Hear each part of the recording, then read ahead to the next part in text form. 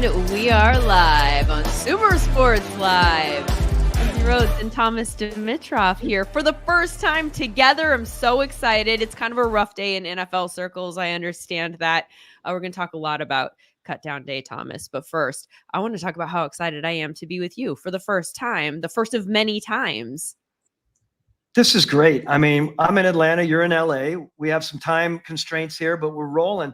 I mean, it seems like many, many times we interacted when I was in the GM role and you were at NFL Network, a lot of discussions. And here we are a few years later talking about football, talking about SumerSports. I'm so excited about it as well.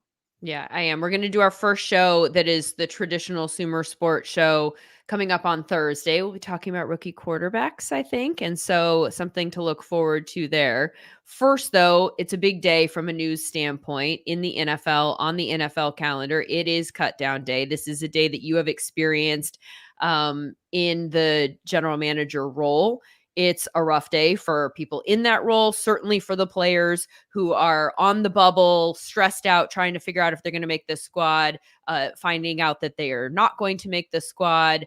There's a few, obviously, that will make it through today, but probably still not will still not make the squad. We're looking at like roughly 1,000 players who are going to get cut today or have already been cut today as teams try to get down from the 90-man roster that they're able to have in the preseason down to 53-man. What in your experience has this day been like for you? Well, remember back in the day, there was a different setup here, right? It wasn't this bulk cut down. Right. We had sections, we had a level that we cut off to, and then we finished off with the 53-man.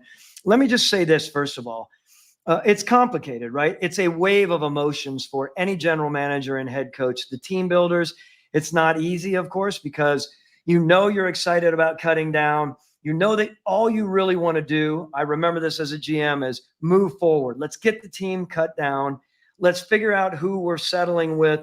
And let's move forward. That's an aggressive and it's an exciting feeling. That whole the temperament and the emotion leading up to this moment is complicated. Remember this, however, if we're being honest, this may go out on a limb here. Most teams in today's world, because the NFL is the way it is, I would suggest that they have 85% of their team picked after the spring. It's very different than what it used to be.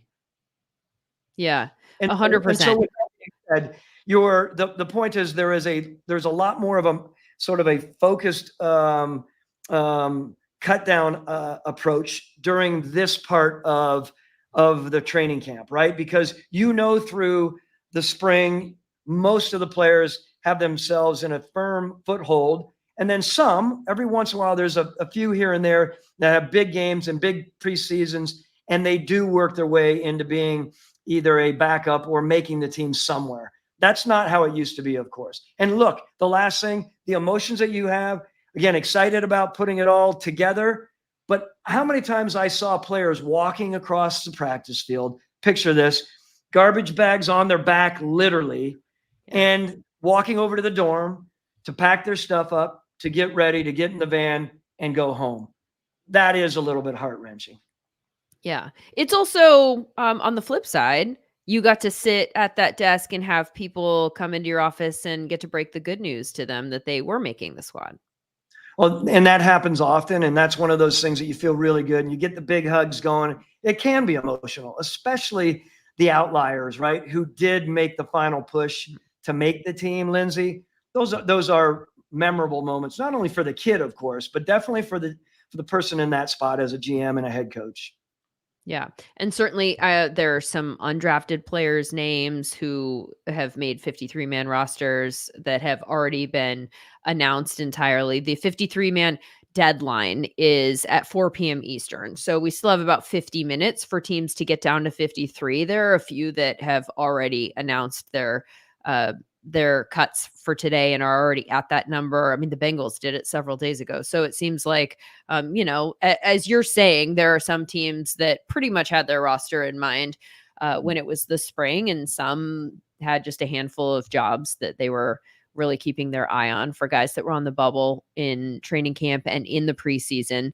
Of course, the 53 is a fluid situation. We talk about it on this day, like you made it or you didn't make it, but there's still a lot of moves that are yet to be made. People who were waived today could get picked up by a team, and then a player on that roster currently will then have to go bye-bye to make room for that. What are the next steps here? Yeah, and before I go there very quickly, remember that back end of the spring when you're really trying to put your best foot forward. And I would say to anyone, I would say to young players, that is where you really need to focus to make sure you are in and on your game, right? If you're not, if you're lack of focus and you're riding the wave, that can be deleterious to the success of your, of you and your career, of course. You're talking Moving about like forward, mini camps, stuff like yeah, that? I would say that, Lindsay. I mean, those are the kind of things that a lot of people think, oh, I have all spring. And oh, by the way, I have the rest of this training camp to make my hay here, so to speak. And it's just not the case anymore. And there's so much time that needs to be taken care of during the spring, game planning already, figuring things out, because when they get into the preseason time, it's not just focused on the making of the team. We're starting to put together the team. The scheme is starting to come together more and more. So it's just very, very important. And I want to stress that a little bit more. As we're leading into this time, yes, what we're trying to think about as team builders and general managers is, okay, we have our 53. Now what? Where are we with our practice squad, which is one of the very, very important elements for us as general managers, right? Who is going to be on our practice squad? Who is not going to be picked up in the waiver system? We are praying that all the guys that we have released, we're hoping that they all come back, right? What's the probability of that, Lindsay? We don't know, but we are sitting there with our fingers crossed through a whole 24 hours, basically, before we can move forward and make sure that we secure the deal with our practice squad. And you are making these cuts and then hopping on the phone and frantically trying to make calls, right? To some of the players that were waived. I mean, you're going back into like hardcore work mode as Yeah, soon as again, those rosters. that's exactly right. I'm sorry to interrupt. That's one of those things, Lindsay, where yes, ideally you'd love to come in and have your 17. It's 16 plus an international player now, right? 17 practice squad people. You would love them all to come from your group. You have spent so much time as an organization training and cultivating those players. So you hope that they would jump on board and they would just hit the ground running as a practice squad player with the opportunity to maybe step up when the time comes because of an injury or some horrible play by someone that's already on the team.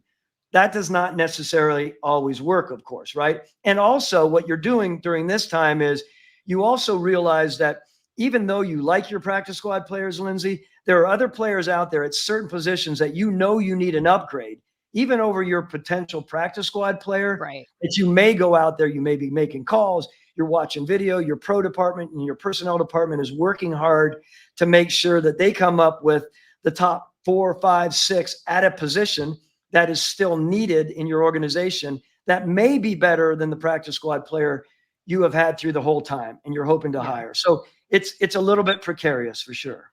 I mean, the truth of it is some teams are going to have deeper rooms at certain positions than other teams, and so therefore there are going to be some guys that are waived today that are better than the options that you have on hand, depending on what team you're on. One of the teams that comes to mind, like the Texans wide receiver room, is suddenly pretty deep. And so there were conversations today about whether or not they would try to trade John Mechie. And as a result, that doesn't get done and Noah Brown gets cut. So a somewhat surprising name of somebody who had over 500 receiving yards last year is now available. And so we'll see what happens there. But I would imagine that he'll find a home somewhere, as we all know that there are some wide receiver rooms that are relatively shallow and top end talent. What goes into the decision making here? This is kind of a broad question, but like who makes these decisions? What are you keeping in mind? Are you, and now I'm asking 8 questions at once, which is like journalism 101 should not do. Are you keeping in mind, like, are you going best player available, or are you going like, hey, we really need more depth in this room, so we're going to cut a guy who's actually probably a better player at his position? We just have so much talent over here. How are you weighing these decisions? Well, let's start with that point. And there's no question that that is the general manager and the head coach. No matter what the final say is and who has the final say in the organization, remember, everyone, there is someone with final say. And that means at the very end, he might have to make a decision on the 53rd person. There has to be someone within the organization, even though most times, of course, the general manager is responsible to put together the roster. He's in charge of the 90. He's ultimately in charge of, figuring out where that 53 would be. But the head coach in that situation is going to be very instrumental in working together with the general manager on deciding who's going to be cut. Remember, that's not that easy. Sometimes it's easy from in one given season, and the next it might be a lot more complicated. Remember, one of the things we didn't talk about a minute ago, Lindsay, is we might go into the cutting of the players and trying to figure out the practice squad, thinking that we cut that player, then all of a sudden we hear through the vine, so to speak, that tight end that we really like, who's going to be on our practice squad, and we're really excited about developing them, is going to be picked up by, let's say, the Minnesota Vikings. Right. At that point, we get on the phone with the agent, and we make another move within the organization to free up a spot, because we need a spot to move up this tight end that we want to continue to cultivate. We don't want him to go to another team and get moved up to the roster. We call it, the varsity, but we know that we have to make a move, and the move has to be creative. We might have to make a move somewhere else. That's not always easy, right? Trying to figure out who we're going to release. That person that we do release might have thought that he made the team, but the next day we have to release him so that we create a space for this up-and-coming practice squad player. Are you essentially, and by the way, noted that you mentioned the Vikings there with TJ Hawkinson staying on the pup and not a whole lot of, high-end talent behind him there. So they might be looking for tight ends. But are you describing a scenario where strategically you might be hiding players? And if there is somebody that you really like that you've seen on the practice field during training camp, might you strategically not play them very much during the preseason because you don't want other teams to see what they're doing on the field and therefore steal them from you after you cut them? Great question, because look, all of us would love to keep those guys that we really like. There might be a handful on that group that you're releasing that have legitimate upside, Lindsay. And so you're trying to be creative with how you're going to keep them. You would like to hide them. Here's a precarious situation, however. If you're the type of team, I'll use Dan Quinn as the final, the last head coach I was with. Mm-hmm. We want to make sure that the players on the team, their morale is up and they're feeling like we're behind them and we're loyal to them as well. And yet when you're not playing them through the preseason and they're wondering, okay, you're not playing me because you know that I'm not going to make the team here and I'm going to be making exponentially less money. How are you making that up to me? So that gets to be a complicated situation.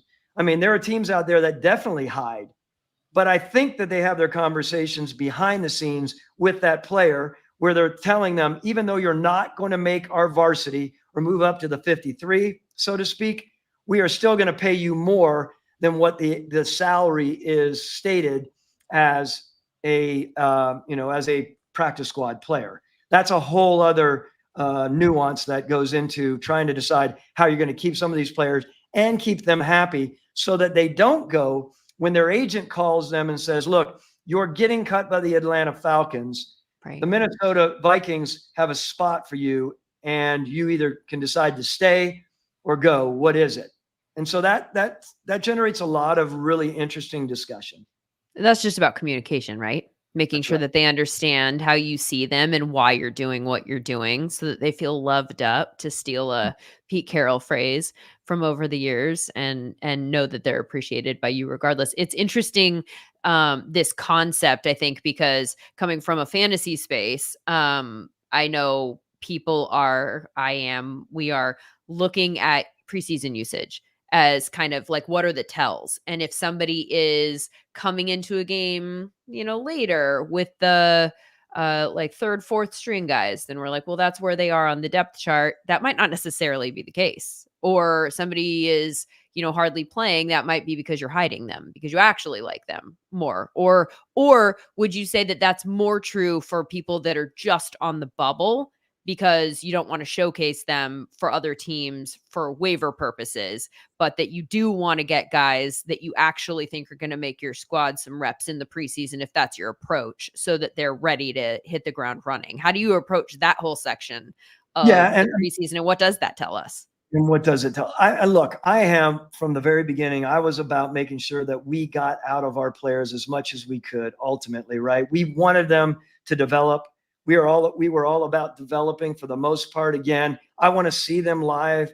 Live. I hate the phrase "live bullets flying," but you know what I mean. We Yeah. wanted to see that. We wanted to see that player when things were spun around, how they were Yeah. going to adapt. And that was big because there were players out there, especially certain positions, right?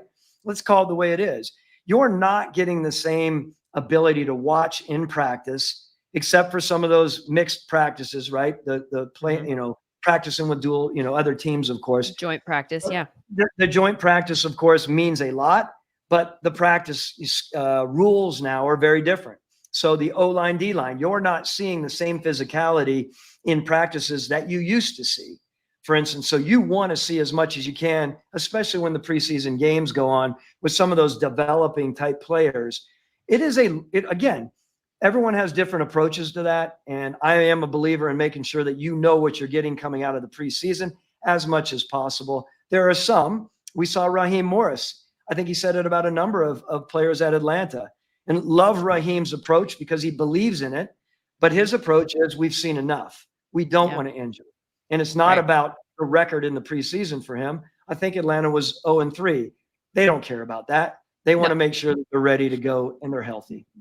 Right. And it did seem like Atlanta, an interesting mention in that sense. They almost used the preseason more as like ways to figure out everybody else. They were like, we know what our roster looks like. I don't want these guys on the field. Let's go ahead and play everybody else that we have questions about. And those were the guys that hit the field. So there are certainly different approaches. And those have been well documented as to, which coaches like to play their teams during the preseason, which ones don't. How much does the general manager have a say in that?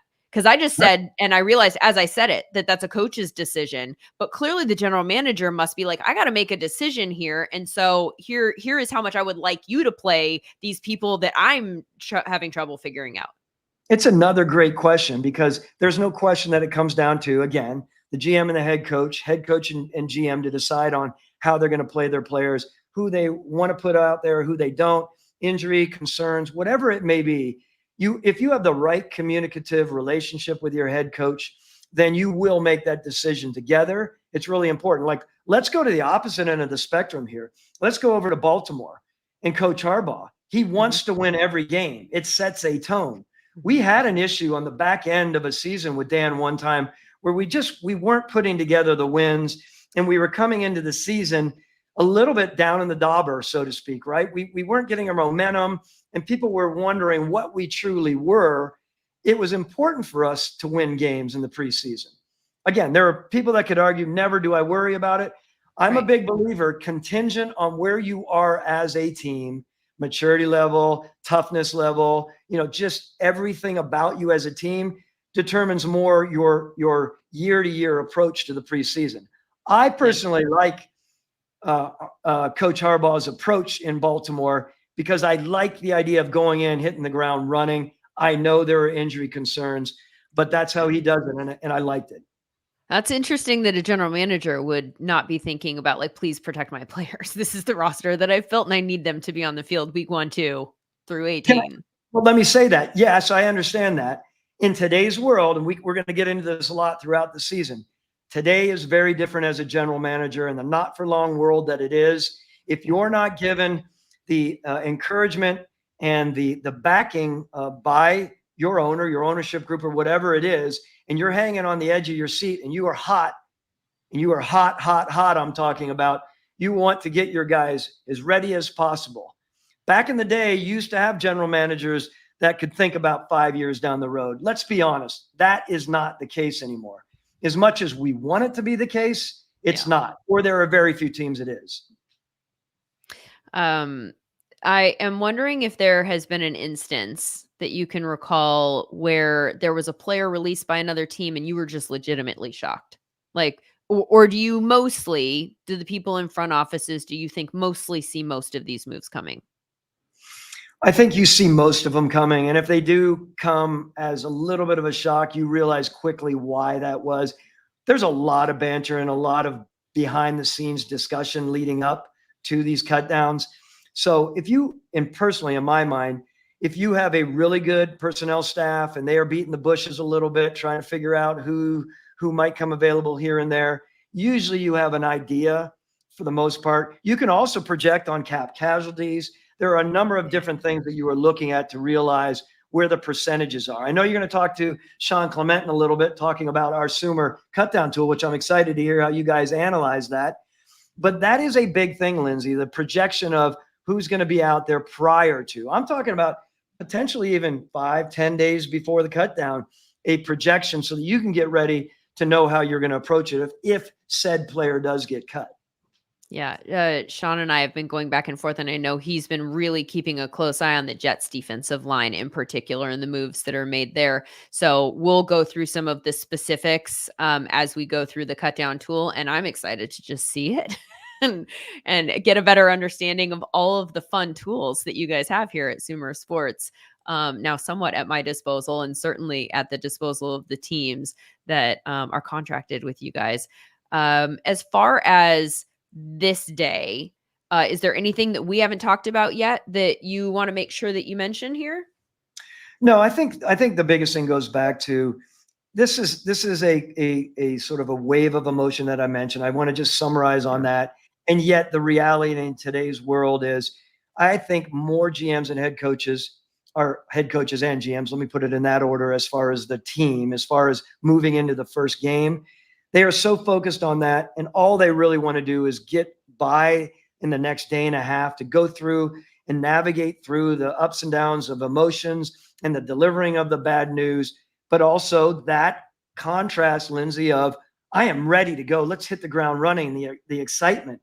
That's where it is just a really, really up and down emotional state for some people. And some people take it differently, right? Some people are ready to go. Owners are ready to go for the most part, or right as it stands. So that's just what I want to really stress. It is not just a sad time; it's an exciting time, and it's a time that all the work that you put in. And I will say this as general managers.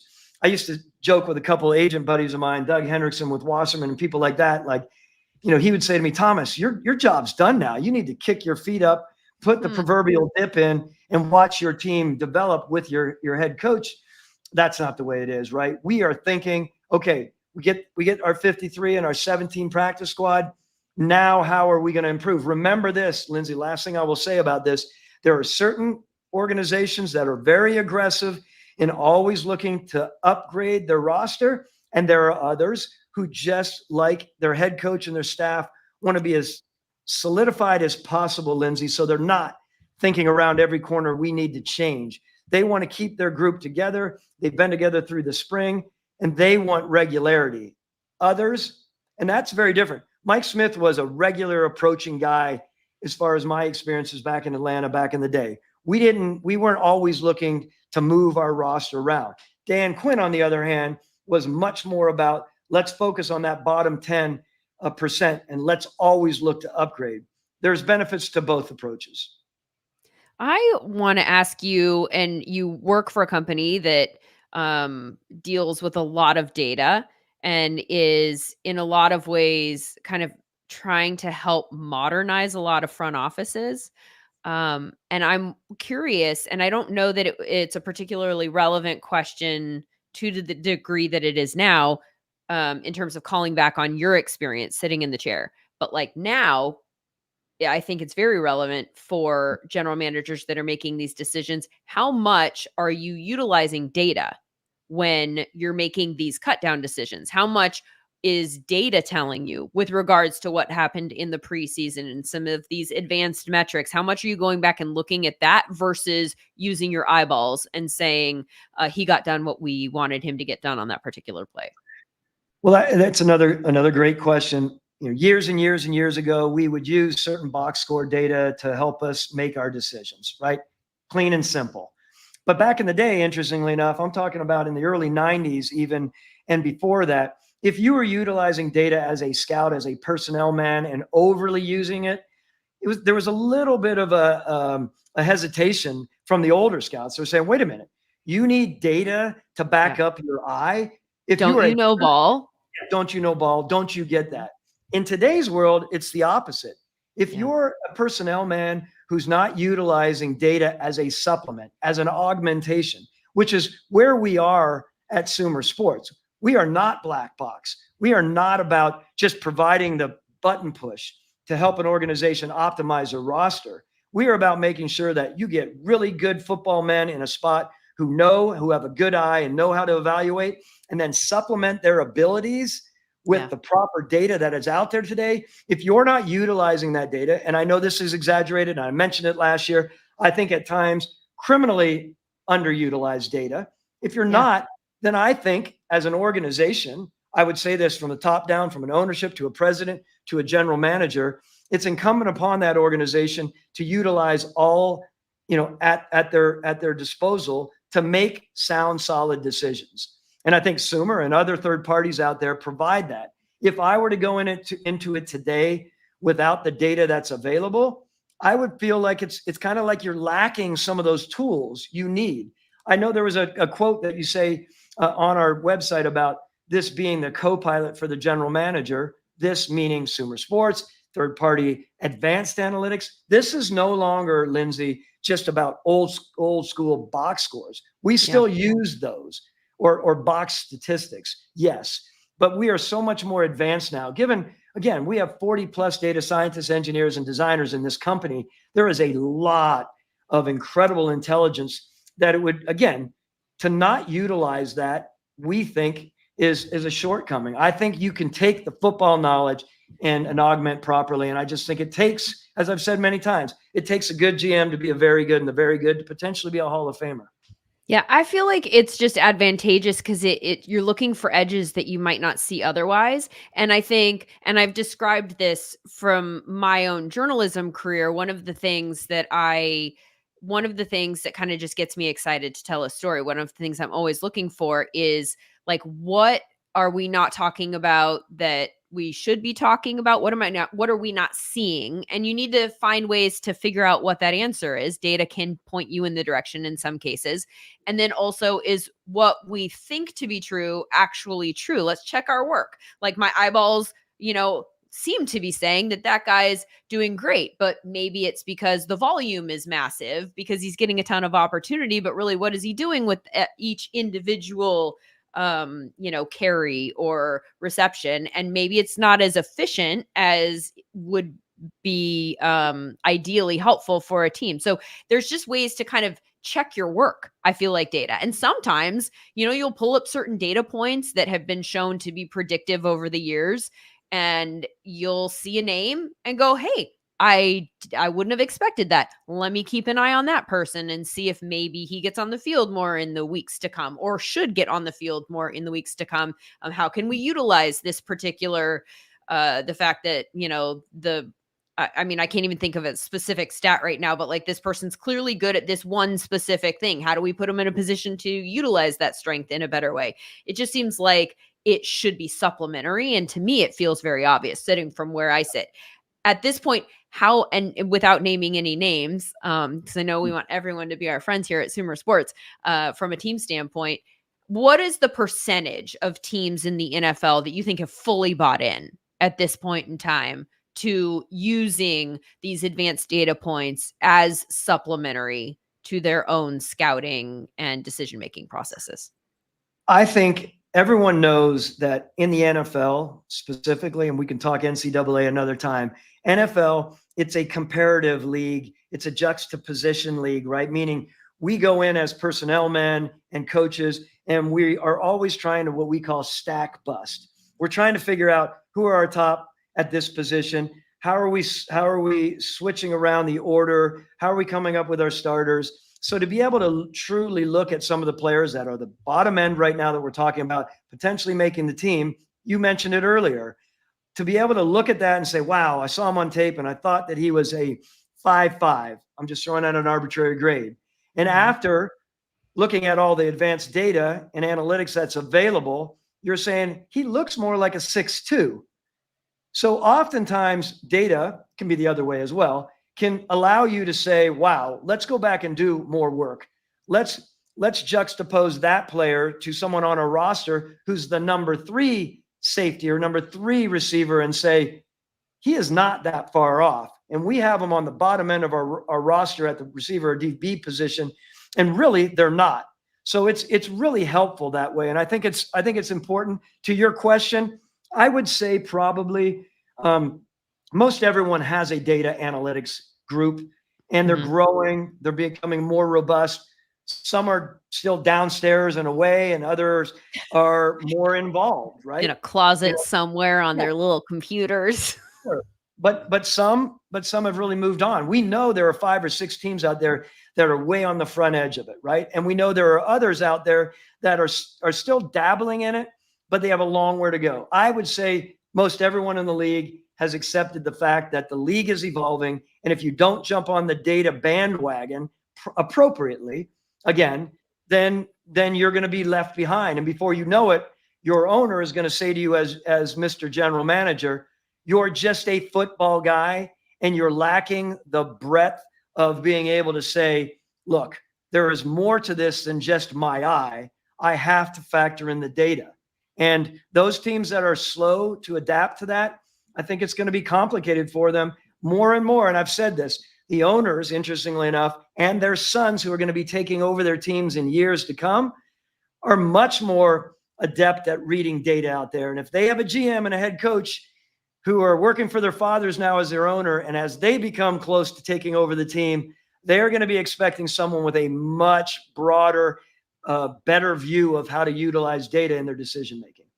Well, we're excited it's moving in this direction for personal reasons because our good buddy, Dr. Eric Eager, who was your co-host on the SumerSports show last season, now has a full-time job in the Panthers front office and is being consulted with regards to the moves that they're making. And we're thrilled for him. He certainly leaves behind some incredibly large shoes for me to fill. I'm such a huge fan of his work. And so that said, I'm really excited about the opportunity to attempt to fill those shoes starting on Thursday with you. Our first SumerSports show podcast will drop. We're going to be talking, as I said earlier, about some quarterbacks, particularly the rookies, and what we've learned about them in this preseason and what we have learned that can help us predict what's to come for those teams. And so I'm very much looking forward to doing that show and all of the shows to follow with you, Thomas.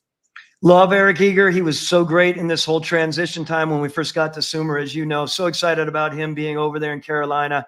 That's a great move for him. We no longer can get him on as a guest right now, and I know. Get that. He's got to get used to that function. But more important right now, no offense, Eric, this is about moving forward, Lindsay, and it's about us really focusing on how we're going to approach this show. I can't wait to jump in. I think it's going to be a great ride during the season. Looking forward to the many, many topics, some really, really important topics that we're going to address, of course. I'm so excited.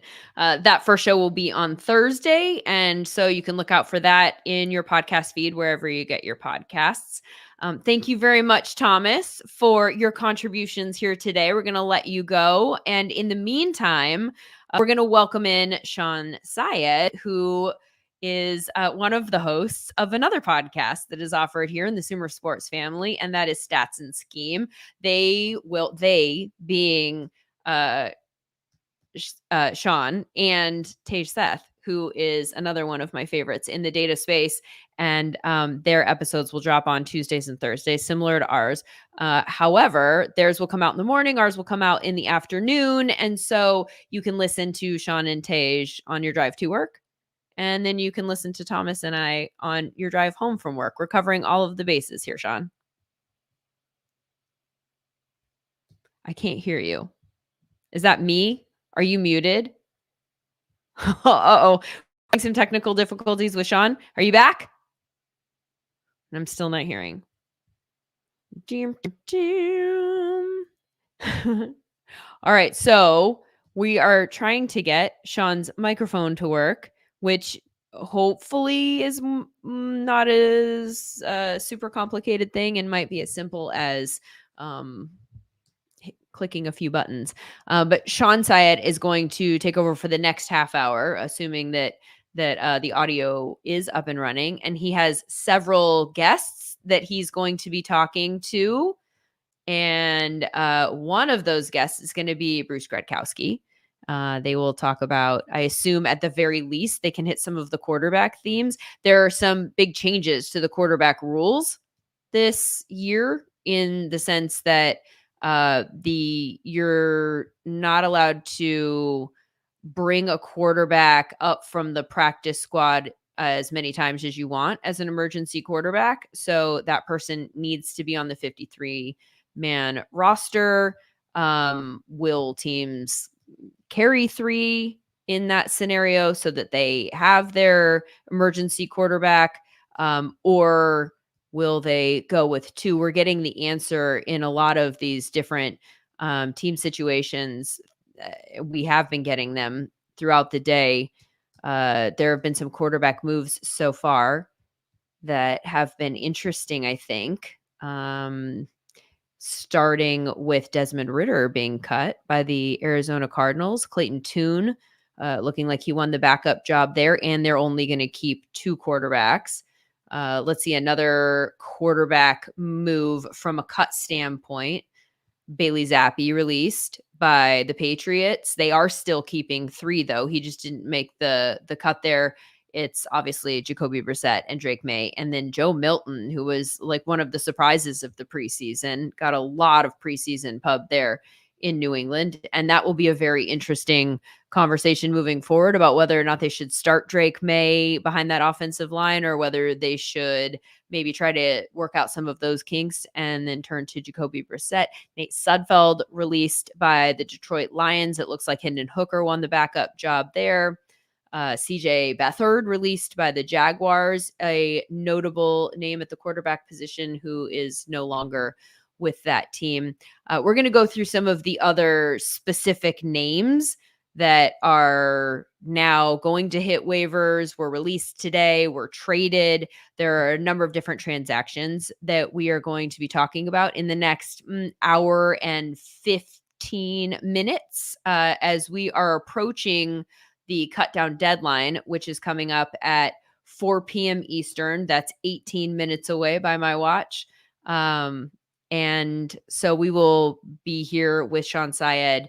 We're going to take a quick break. When we come back, he will be here with a number of different guests to go over different facets of this roster building process. And please don't go anywhere. We'll be right back.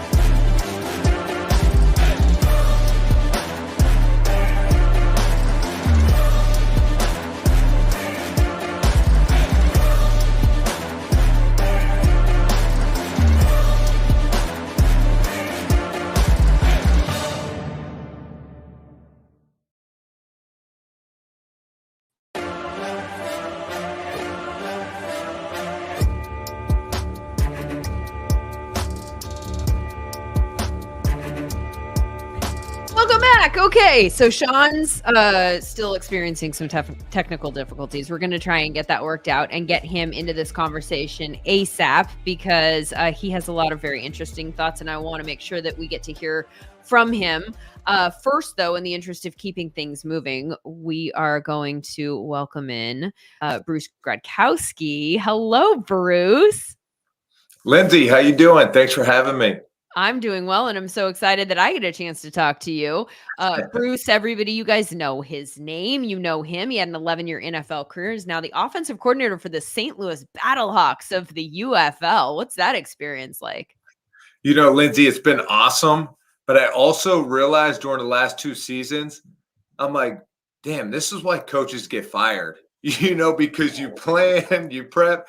And I should say, this is probably why I got some coaches fired at times. But I've definitely have enjoyed the experience coaching and installing my own offense and going through all that. So I think the league's been phenomenal so far. I'm looking forward to keeping it going, and it's been exciting.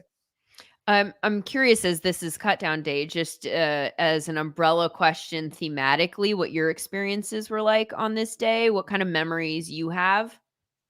Yeah, I mean, I was a 6th-round draft pick out of the University of Toledo. And so when you get drafted in the 6th, 7th round, you have to make the team. It's not guaranteed. So I went in with that mindset that I'm going to control what I can control. And number one, as a quarterback, that's knowing what to do. And I was going to know this playbook inside and out of John Gruden's offense. And Lindsay, I remember at times plays keeping me up at night, thinking about how am I going to call this play in the huddle tomorrow? Indy right 10, X short, fake 96 power king, naked left, X slide on one. So that stuff would keep me up, but I just really tried to focus in on that, being a good teammate, knowing what to do, working hard, not being a distraction. But every time cut down day came, man, you're always looking kind of over your shoulder. You're looking what's going to happen.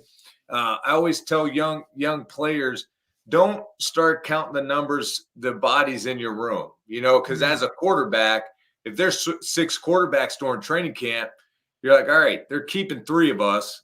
So 3 of us are, out of here by camp's end. So you try not to get into that mindset, and you just try to take it one day at a time. And hopefully on this day, you pretty much know where you sit. But sometimes too, you're unsure because as we're seeing now, there's a lot of moves that continue to be made. And so you just never know.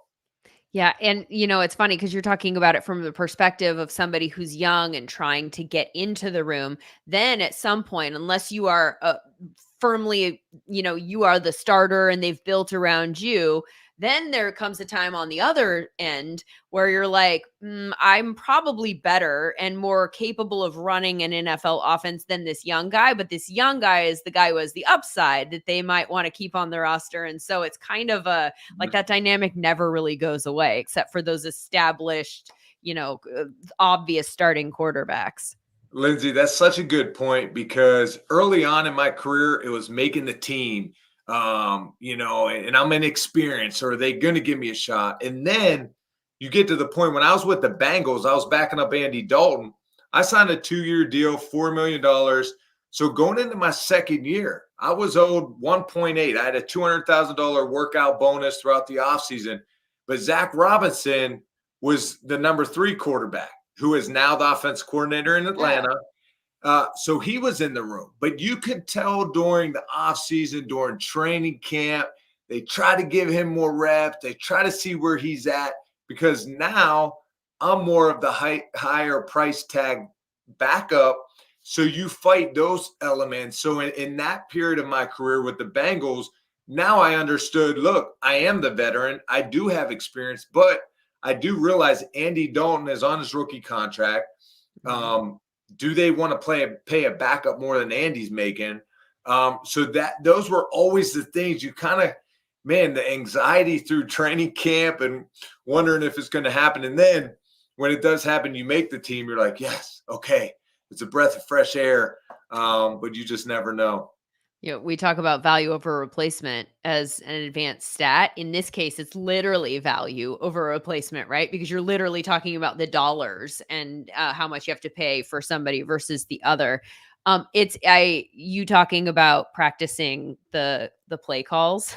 Yeah. I remember David Carr telling a story at NFL Network in my days there about him like literally like talking to a mirror. Like he'd sit in the hotel room during training camp and he would practice saying them to himself in a mirror. It's like these are the kinds of things that those of us on the outside don't necessarily think about, is how complicated just that one little element of it can be. And then obviously you have to execute and you have to do a bunch of other little things, but there's so much work that goes on and anxiety for the quarterback behind the scene. Is that would you say that's like one of the hardest transition For parts? sure. For sure. And Lindsay, it's funny because my wife, when we first started dating, and she would help me study plays. And at first she was like, wait a minute, I thought you guys just went out and played with a ball and just kind of said, go get it, try to score. And she realized though how much studying and preparation went Yeah. into it. And every level you step up from high school to college, from college to the NFL, it's the speed of the game.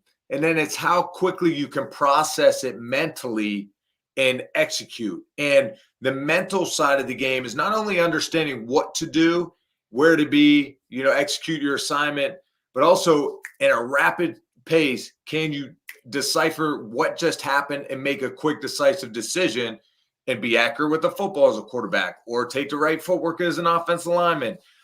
So those are the things that play into it. As each level of the game you continue to rise, the game gets faster, and then the mental preparation, you have to be on it even more so, because each and every down is so imperative and important that you can't take the risk of someone just not understanding or knowing what to do. So that was one thing I always tried to take pride on, is I'm going to know what to do. Like that is in my control. And I tell these high school quarterbacks I train, and even the UFL guys, like, we're going to be a group that focuses on what we can control: our attitude, our effort, and our preparation. So many times we get caught up focusing on external things that we have no control over. And that's what holds us back. We get in our own way mentally. So how can we stay out of our own way, be prepared, and just do the best you can? And, then it's like a snowball effect. If you do well with a few reps, then the coach gives you a few more, and so forth like that. The quarterback position specifically, I think, is a tricky one, although I suppose that this is true for every position. The rep distribution during training camp and getting what you need to really feel ready, because obviously you're giving and actually maybe not even just training camp, during the season too. It's probably going to get worse moving forward in terms of rep Right. distribution, because they're trying to get the starter ready for that week's game. And so whoever's second or certainly third on the depth chart, you're getting a lot fewer reps because you're just less of a priority at that point, but you might have to go into that game. So that balance of like trying to make the most of just a handful of reps while also feeling like you're judged on those handful of reps as to whether or not you're even going to be called on, but needing to get ready. I would feel like this is just putting all these backups in a blender. It's so tough, Lindsay. And I remember having a conversation with Derek Brooks. It was like my second year in the NFL. And, it was during OTAs. You could tell it's kind of like just frustrated. And, and we talked about reps. He's like, look, man, he's like, all I'll tell you is just focus on the reps you do get. Because a lot of times we're worried about, man, I only have 2 reps today. So and so has 6, or blah, blah, blah. He goes, if you do well with those 2 reps, now the next day maybe you get 3 reps, and so forth like that. He goes, but if you're focused on all the reps you're not getting and you mess up those 2 reps, you might get 0 reps the next day. So that was a big thing coming from a Hall of Famer, of like, man, it sounds so cliche at times, but we always have to bring it back to what do we control. And football, man, is a game that you have to have a short-term memory. You got to play one snap at a time and move on to the next, whether it's good or bad.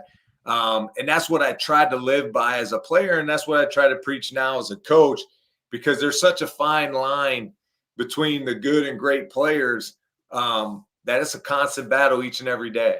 Last question for you. I want to hit this point because it's interesting that you are coaching in the NFL. There are going to be some people who are Going to find out today that they did not make the roster, and maybe they're not put on a practice squad. Maybe this is where the road ends for them as far as the NFL, at least for now. What does the path forward for those players potentially look like with other options like the UFL? What kind of opportunity would you say that might give some players? Yeah, well, I know at the UFL, I mean, we're looking at all these guys that are on rosters now that possibly could make the team, or even so are on practice squad all year or have been on practice squad for a few years. They might get to a point where they just want to play. That was AJ McCarron for us 2 years ago. AJ and I talked, and he just wanted to play ball. Like, he wanted to play so his 3 young boys can watch him play. And so it's been a great story like that. So we're looking for guys that just love the game enough that they just want to play and be involved and continue to improve. And guys that get cut, they still have opportunities. I just think, man, through my life, I look at Kobe Bryant a lot and everything he has preached. And he always talked about failing doesn't exist. The only way failing exists is if we don't learn something from it. So I think these guys that get cut, man, I just really try to give them encouragement to keep at it, because they'll get a break one way here or another. Hopefully they did a good job during training camp. They built some rapport with some of the coaches. But if that doesn't work out, Lindsay, we're always available in the UFL for these good young players. Give them some reps to develop. Then we'll throw them back to the NFL next year. It's all about reps, right? Like, get on the field, have an opportunity to prove what you can do. People are always watching. People are always scouting. Bruce Gradkowski, thank you so much for your time. It's been a pleasure talking to you, as it always is. Yeah, thanks, Lindsay. You too. All right, that we have figured things out for Sean Syed. So let's try this again. Drum roll, please. Say a word. Lindsay, yes. Please tell me you heard something. I mean, what a professional you are. I will have to say, was my equipment being a little unprofessional? I think so. And I wanted to say, of course, Tage and I's podcast, not a competition at all with you and Thomas. We are not here to compete. And I mean, I can't even compete here. I'm a little jealous. You got to have such a great conversation with Bruce there. Well, I am a huge fan of you and Tage. Listen to that podcast quite a bit. And so I'm really excited to be in the same family of shows together and to get a chance to hit you up with my questions, because that's going to happen. I'm the queen of listening to a podcast and then wanting to reach out to the person who's podcasting and ask all the follow-up questions that I have. So get ready for that, Sean. In the meantime, I'm going to get ready to hear your conversation with our next guest. Everyone, I am so excited. We're going to have on 2-time Super Bowl champion Jonathan Casillas, who went from being an undrafted free agent to adding jewelry to his cabinet. Jonathan, how you doing today? I'm good, man. How's it going, Sean?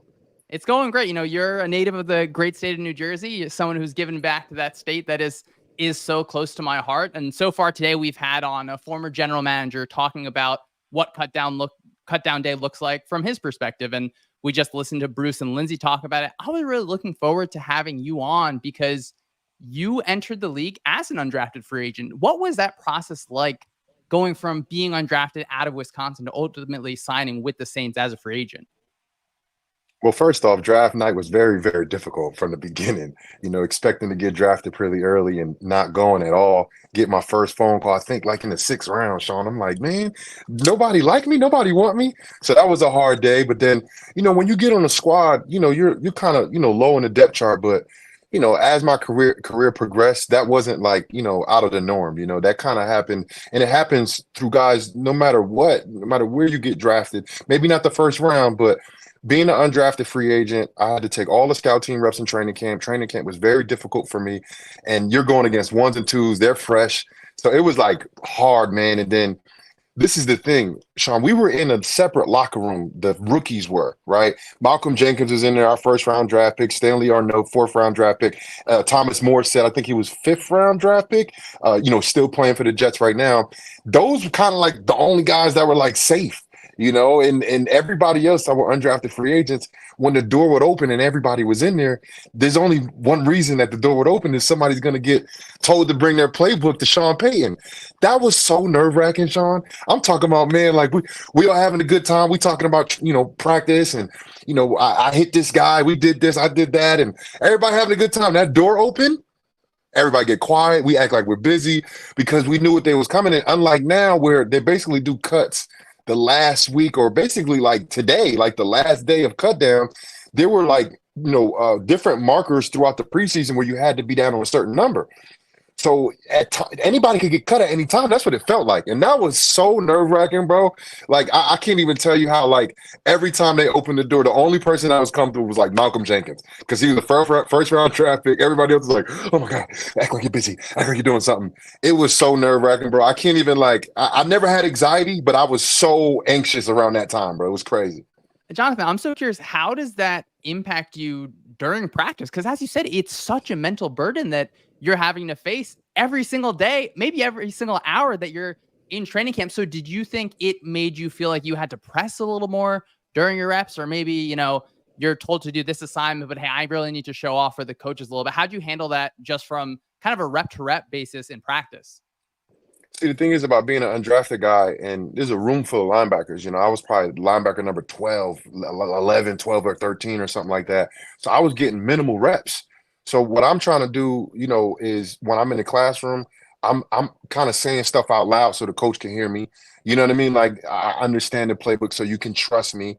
Learning my position full through and through, and then also learning the other positions, because this also happened to me. Joe Vitt, he brought me basically to New Orleans. He was a linebacker coach, and he was like, hey, JC, I want you to study Will, which is weak side linebacker. Don't look at nothing else. I was like, all right, cool.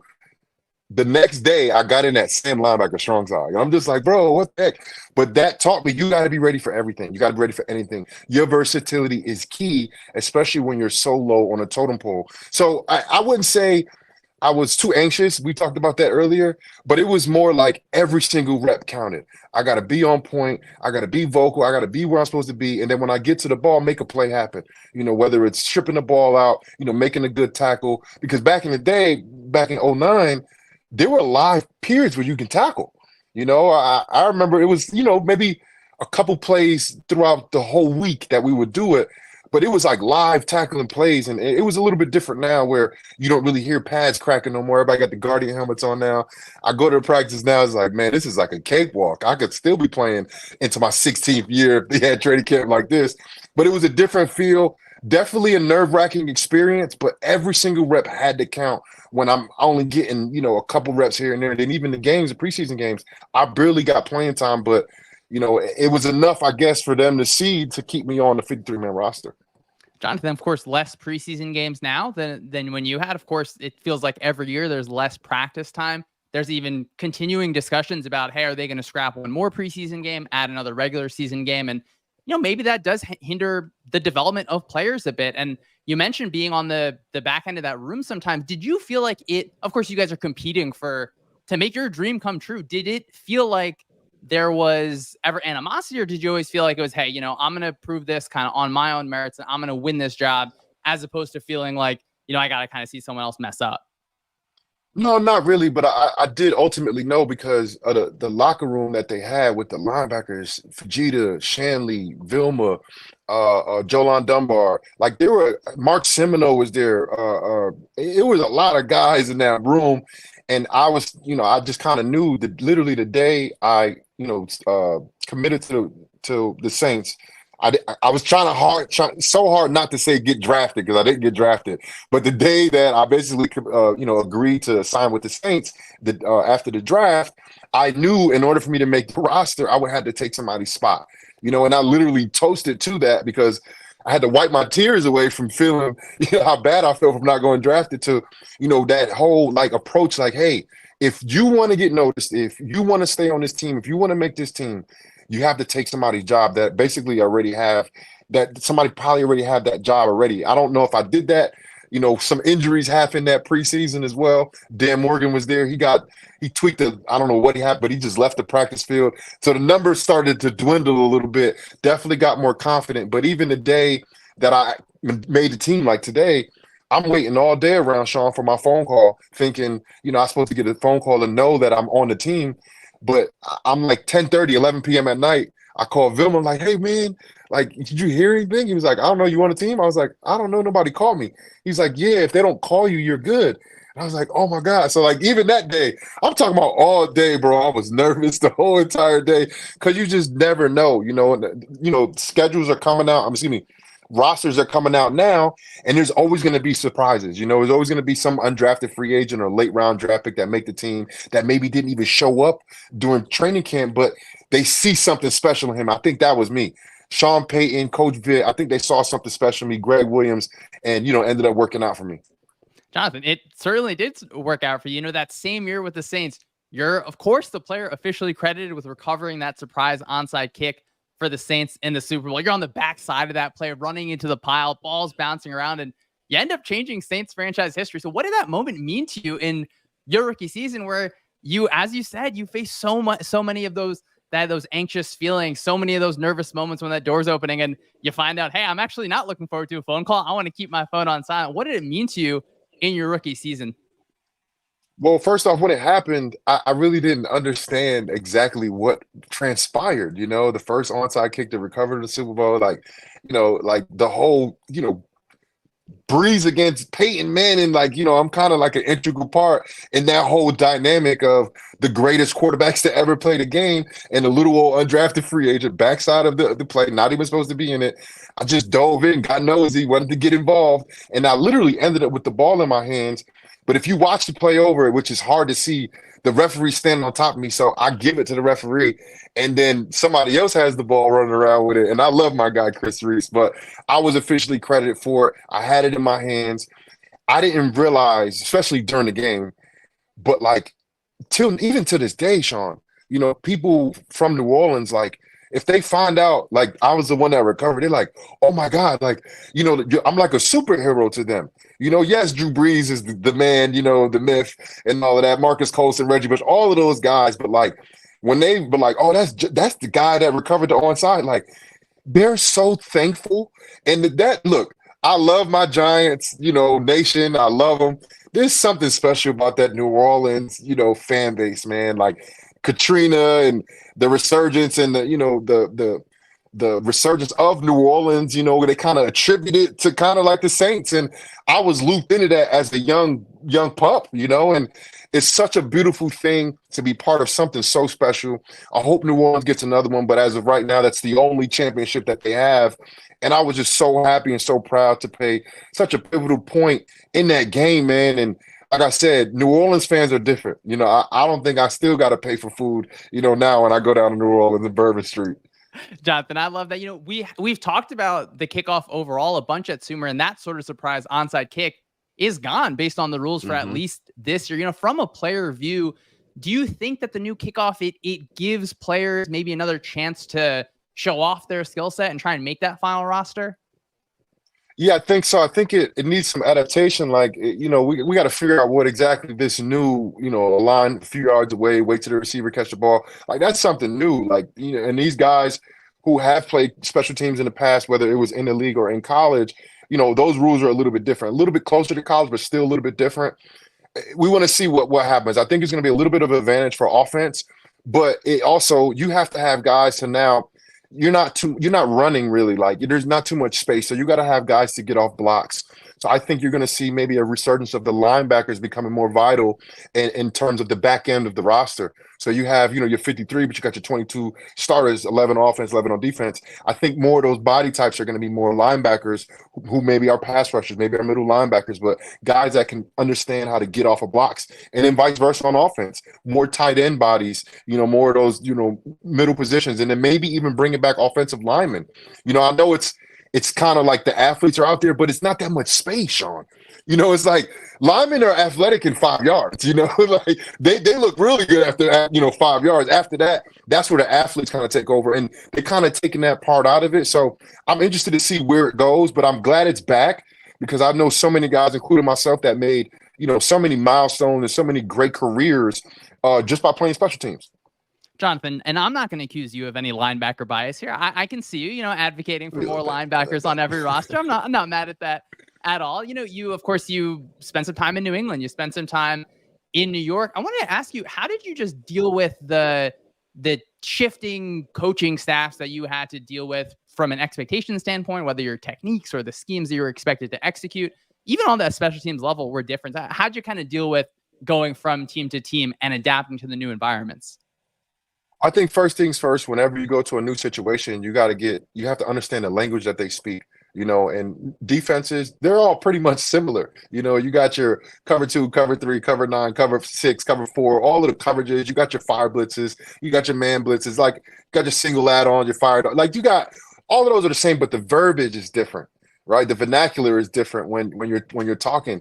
So for me, right away, whenever I went to a new team, I just try to learn the language that they spoke, and even like the culture that they have. Like when I got to the Giants, you had to be 5 minutes earlier on the Tom Coughlin time, right? So like things like that you just have to buy into, fully integrate yourself with this organization. And I remember when I got traded in the middle of the season, that's unlike free agency where you got like basically the preseason, and off season to kind of understand what you're getting into.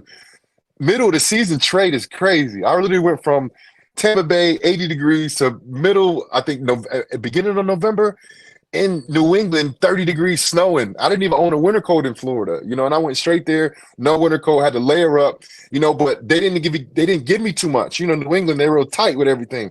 I didn't get no playbook, Sean. They gave me 3 pieces of paper and I had to go play against Denver Broncos on Sunday. It was different, but at the same time, I was in my 6th year. And I really understood what it was to be a pro, understanding, whatever information they do give you, know that back and forth, because usually they don't expect you to know things that they didn't teach you or they didn't, give to you. And I think they were really good with that. Teams are different. I know teams that they're going to give that playbook away right away, but you just got to be prepared for anything. That's what the NFL truly is, from the quarterback position, Peyton Manning at one point, right? Best player in the league, and I think the year he didn't play, he proved that. The year he got hurt, he missed the year. They didn't win a game. He was the most valuable player, but he missed a year. He got cut. Like things happen in the NFL. You say Peyton Manning got cut. Yes, Peyton Manning got cut at one point, but one of the best players ever. But you got to be prepared for anything. He ended up winning another Super Bowl in Denver. I don't know why I use Peyton Manning as an example, but it's just weird stuff that happens, Sean, in the NFL. You got to respond. Injuries are part of that. Roster moves and cuts and all of that stuff is a part of it too. You got to be prepared for anything. And that's how you, I think, create longevity in the league. You just take whatever comes to you and make the most out of it. Jonathan, you of course mentioned the Tom Coughlin time. I feel like for this show, you were in the waiting room like 15 minutes early. That's just something you've carried along for the rest of your life, huh? Well, I tried. You know what? My computer's not working, so I'm on my phone right now. I feel bad because I don't know the quality of my audio. I got mics. I got 3 cameras set up, Sean. Just like you, had some technical difficulties, but I said, let me get on my phone so they know I'm here and I don't have the phone pointing at my feet trying to figure out what's going on. I mean, like you said, right? Versatility, being ready for anything. And even if the camera was pointing at your feet, Jonathan, I'm sure you got some sweet shoes on there looking at your background. Derek, just want to end off, I feel like you've given a lot of great points of advice for people who, have maybe gotten some really, really bad news today. Just give us one kind of takeaway. Maybe if you have something positive to say for some of these guys going through that hard situation of getting cut today. The saddest realization, Sean, and I had a conversation with my friend yesterday, man, about it. It's like, I don't even like saying it out loud, but it's the truth. Some of these guys are never going to play football ever again. No league, no UFL, no AFL. Like that's it for them. That's the saddest part, basically that their dream is done. But then you got all the guys who maybe practice squad guys for the first couple years of their career, like a Deontay Dion down in New York when I don't know what year he. Well, looks like Jonathan, he's given us, I think, a lot of really good information. Looks like he's going to maybe try and get back on just to finish off that. I think it's Jonathan can see us right back there. John, we talked a little bit about that. You got your phone, you got your cameras. We spend so much time. I know you got pretty lights back there. You were talking a little bit about, this is really, really hard. And the reality for so many players is that this is the last time that they're going to play professional football. So why don't you continue there, telling us what you were talking about? Yeah, I was using Deontay Dion for an example. He was a guy who was undrafted, very small corner, maybe 165 pounds, very little guy, but he could play. Like you can see it in practice every single time. But he was kind of like that small guy, and he always was hurt too. So it was like he can't play because he's so little. Like he's proven that he can't play. But he stuck after it, a couple years in. Then he goes over to Rams and he wins a Super Bowl. And he was, I think, either quarter number 2 or quarter number 3 behind Jalen Ramsey. You just never know what's going to happen. Stick to it. Like if this is your dream and your goal, then you have a short window. You could always get your education. You could always work a job. You have a short window to really maximize out on and try to really capitalize on your dream. Because most guys are in the NFL. They had dreams of getting to the NFL, dreams of winning Super Bowls and being an all-pro type of player. And that is still alive as long as you're sneaking on the practice squads, getting little opportunities.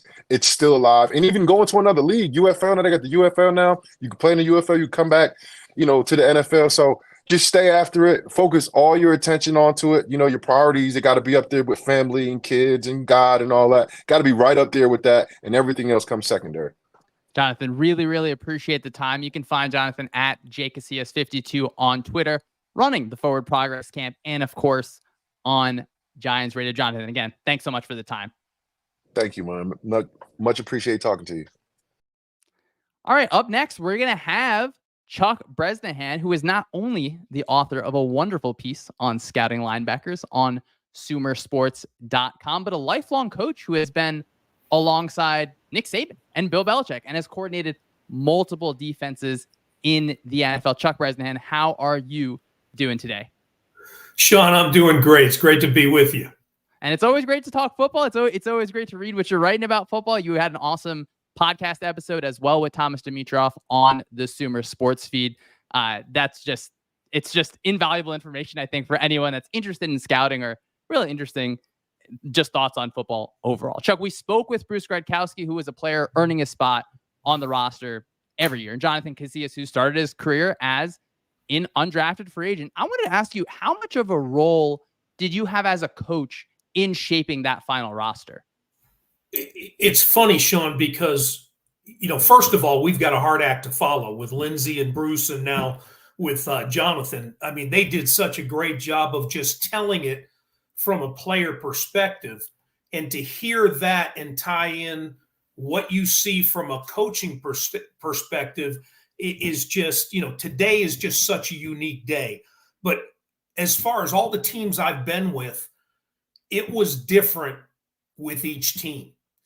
These days were uniquely different based on how the team handled the final cutdowns and kind of the pecking order. When you're a position coach, you may have less input. When you're a coordinator, a little bit more. Special teams coordinator obviously has a great amount of impact because literally he touches everybody on the field and has to have the pulse of those guys. So it's just different. But, having been with some of these incredible coaches and being blessed to work under them, first of all, Bill Belichick, the old Cleveland Browns with Nick Saban, they were the guys that were really making the call with the personnel department. And you may be asked for input on a specific player, but you kind of just sat back and waited. Then I went to Indianapolis with Lindy Infante, and I was blessed to work under Jim Johnson, was our defensive coordinator, rest his soul. But again, it was very similar. You may have to provide information, but you weren't really involved in the final decisions. Totally changed when I went to Oakland, because now you had an owner that was very hands-on. You had John Gruden, who was as detailed as they get, but he really delegated that authority to us. So we had great input in that, along with our personnel department, and it was a collective decision. And of course, Mr. Davis made the final decision along with John, but you felt like you played an integral part of it. And then similar in Cincinnati with the Brown family. They had the ownership group upstairs, along with Duke Tobin was just starting out in his role back when I was there. Marvin was obviously greatly involved, but we had significant input because we were also scouts at that point for the Bengals. So we were kind of the personnel department and coaching. So like I said, in every team it was different, but it's just such a unique day. And there's always shockers, but most of the time you kind of have a feel for where you're going. Chuck, when you were a coach, you talked about this in your conversation with Thomas, that you had to be an evaluator in a lot of ways. So I was curious, when you were looking at some of those end of the roster players, were you thinking more about this player can help us this year, or this player can help us in case there's an injury, or was it a little bit about projecting the future? What were some, maybe overall, just some of the things you were thinking about from those players when considering the final cut?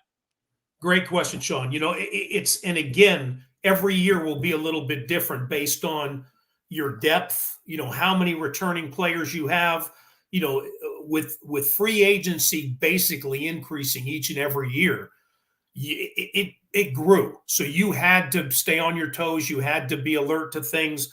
But, special teams took precedence in every team I've been with. That was one of the deciding factors to fill out what you say is the bottom end of your 53-man roster. You wanted to make sure you had depth at special teams so that you could put – it's such an intricate part of the game. You had to put a quality unit out there. But that also included depth by position, whether it be offense, defense, it didn't make a difference. You had to make sure that you were preparing yourself for a long season. And the seasons have gotten longer also, less preseason, more regular season, like you just brought up. That may change even in the near future. But you wanted to make sure that you were prepared that way. You also wanted to make sure you were keeping the right character people for your team. The vision of ownership, the vision of the head coach, you wanted to make sure that you had that in check. Does that mean you wouldn't take a chance on somebody if they were exceptional? No, but again, you wanted to bring that all into the mix and make sure you were getting the right roster put together for the locker room, because any good, successful team has a successful and tight locker room. And that's proven. And you watch, who makes it to the Super Bowl every year, and you watch how they grow as a family, not just a team, but as a family. And it's really an integral part of success. You mentioned the less practice time, the less preseason games. Maybe we see that continue to dwindle down. How much harder does that make it for you as a coach to evaluate some of these players where, as Jonathan told us, they're not just getting a ton of reps every day? Yeah, it's changed. I went into the league in 1994, and we had 6 weeks of training camp. And we were doing 3 days. It wasn't 2 days. It was 3 days, 2 full padded practices and a special teams practice at night. And you were going against other teams. With Bill Belichick in Cleveland, we would go to Platteville, Wisconsin, and go against the Bears. And we would literally stay up at night afterwards grading the Bears players because of this day, because of the cuts, who was going to be available. So as a staff, we would finish practice, we would grade our players, but then we would flip it and we would grade theirs. So, things have changed a little bit. You had a lot more exposure to the players back then. Now, with the lack of true practice time, and it's all for good reasons. The game is evolving. The game is becoming safer. You have to find ways to make those evaluations, or at least put yourself in position to make those evaluations.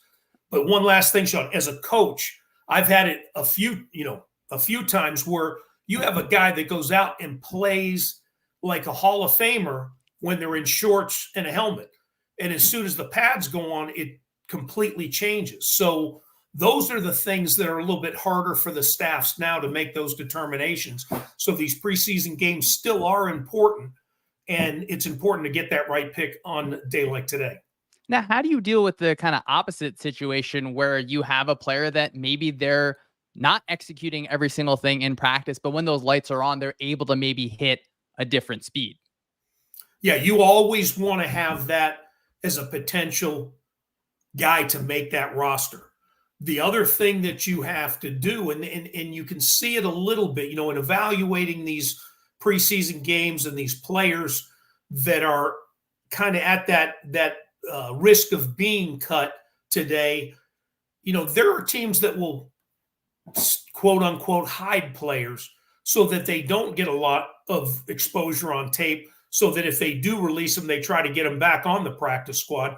Practice squad rules have changed, as you've heard all day today. Now you can have the vested players on the practice squad, totally different than when I came into the league. So there's a lot more flexibility with that. But yes, you want to be able to try to find a spot for those guys that could be the diamond in the rough. Chuck, I'll turn on the film after a preseason game to watch these players, but I don't get to see all of those practice reps day after day during camp. How much of a player's evaluation is coming from those practice reps versus what the public is going to be seeing in some of these preseason games? It's very important. I mean, when you go into a preseason game, it's live action against another opponent, not against yourself. But these joint practices that they all have now, we didn't have a lot of those back then, but we did them. We did, like I said, we did it against the Chicago Bears with Dave Wannstedt. So you had a chance to see guys in competitive situations. It's just so important, though, in practice to get a feel for your players, how they learn, and everybody learns differently. And that's why listening to Bruce and then Jonathan was so interesting, because Bruce made a comment about, your physical ability basically gets you to the league, but that mental ability keeps you in the league. And when you have to tie that in, if you have the greatest physical talents that you could possibly have, but you can't learn, you're not going to last very long in this league. And the more you change, just like Jonathan was saying, defense is defense. It's the terminology. You go from speaking Japanese to Chinese to Korean to German, every time you switch teams. So that's up to a coach to find a way to get to the player and make it easy, just like he explained with the New England Patriots, giving them 3 pages rather than a playbook. I used to sit down with players and say, okay, here's our terminology for this. What was yours? And I'd build a cheat sheet for them so they could sit there and just cross-reference what it was and try to make it simple. So there's a ton, but those practice reps are so incredibly important to get a feel for what the potential is. And coaches hate the word potential, but what that potential is for that player. Chuck, I think Jonathan would have loved to play for you, and maybe if you handed that playbook, and I love that you mentioned using essentially a dictionary where it's you called this cover whatever in this spot, we're going to call it something a little bit different or have a different tag for it. I'm curious, just you coached for so many years, and through your time, did you kind of see that players' learning styles were changing a little bit over time? Yeah, it's different because in my opinion, defenses didn't make as much of a change as offenses, because college offenses changed so much in going to the spread offense before it became, quote unquote, hip in the NFL. But defenses are pretty basic, because the game of defensive football is reactionary. You have to know what you're supposed to do, but you got to be able to react and then go attack properly. Proper angles, proper fits, proper techniques, fundamentals. Whereas offense, you have to know detailed plays, who's fitting where, who's going this way, who's going that way. If a corner plays you outside leverage, what's your route adjustment? All those things, changed more offensively than they did defensively. But the learning skills, I think, because there's more walkthrough, more meeting time rather than just going out on the field. I love going out in the field and being able to go technically full speed without pads during the OTAs, because you got to get a real legitimate feel for how they transition from the meeting room to the field. And that's so important. But now, I almost think coaches have to be careful, because you have so much walkthrough and so much meeting time, you don't throw too much at them. Chuck, you mentioned this a little bit. Going into camp, how strong of an idea did you usually have of who the players were that were going to make the roster? You always had a good feel, but like we were talking about, there's always the shocker. There always is, whether it's because of special teams or you may have injuries like they were talking about. I was just watching, I think, NFL Network, and they were talking about, how you fill your roster and what happens when you have injuries at the end of training camp. That also dictates who you keep and who you try to release and then get back on your practice squad. But, to me, you basically have a feel for it, but you're going to always end up with 1 or 2 shockers every year. and you just have to, you got to be ready to handle it. It's no different than what Jonathan just brought up when you bring up guys that have been cut. And it was funny because I had my list. First one was Peyton Manning. Peyton Manning was cut. He's in the Hall of Fame. Jerry Rice was cut by the San Francisco 49ers, came to us in Oakland, Hall of Fame. Charles Woodson, cut by the Green Bay Packers, went back to Oakland. He's in the Hall of Fame. Emmitt Smith, Dallas Cowboys, cut. This is not the last cut down, but these are players that were cut that are all in the Hall of Fame. So, a little bit of positive for these guys. It does not matter if you get cut right now. It's what you do from here on out. So you have to stay positive. You suck your thumb for 10 minutes and then move on. Get on the phone with your agent, get on the phone with guys that on their teams. Bruce brought up, he's in the United Football League. That's a great opportunity for some of these players to get the exposure they need and get snaps. The unique thing about that is everybody sees it. All the teams see it. It's not just the team that they're practicing for on the practice squad. All 32 teams get to see those guys play. So there is a light at the end of the tunnel. It doesn't happen for everybody, but it's there. Chuck, I think that's a great one to end on. I like that we can end off with some positivity there. I like that you and Jonathan both mentioned players that were able to really make careers for themselves after having some of these just hard conversations on cut down day. Chuck, really, really appreciate your time. Sean, it was great. Really appreciate the time with you. Chuck is doing a lot of great work for Sumer Scout, our in-house scouting team that we have here at SumerSports. That is going to be it for me. I enjoyed talking to Jonathan and Chuck. As I hand it back over to Lindsay, I just think it's important to remember that every name that gets crossed off of a roster is a human being with a story and a dream to play professional football. And my dream is, maybe one day I can be as great of a podcast host as Lindsay Rhodes, of course, new co-host of the SumerSports show. Lindsay, it's all yours. You did great there. Those were some really great conversations. How about Jonathan's shoe closet behind him? By the way, just got to give a quick shout out to that. And I loved the story about going to the Patriots and them handing him 3 sheets of paper instead of a playbook. Just awesome stuff that we're picking up on here that have been shared by the wonderful guests. Let's bring in, and Sean did a nice segue there to what we're doing here at SumerSports. I want to bring in Sean Clement, who's the SumerSports Vice President of Football Ops. Sean, you're going to talk to us about some of the data and the analytics and the Super Cutdown tool, which I want to hear all about. First, though, I feel like we do need to mention the 4 p.m. Eastern deadline has come and gone. All teams now have to be at 53 players. The announcements have been coming fast and furious on the Twitter. There have been some surprising developments. One thing that has nothing to do with cuts, but certainly affects the roster. AJ Dillon placed on season-ending injured reserve with a neck injury after he's had like 2 stingers in the last 9 months or something like that. So will we see him back in a Packers uniform in the future? I'm not sure.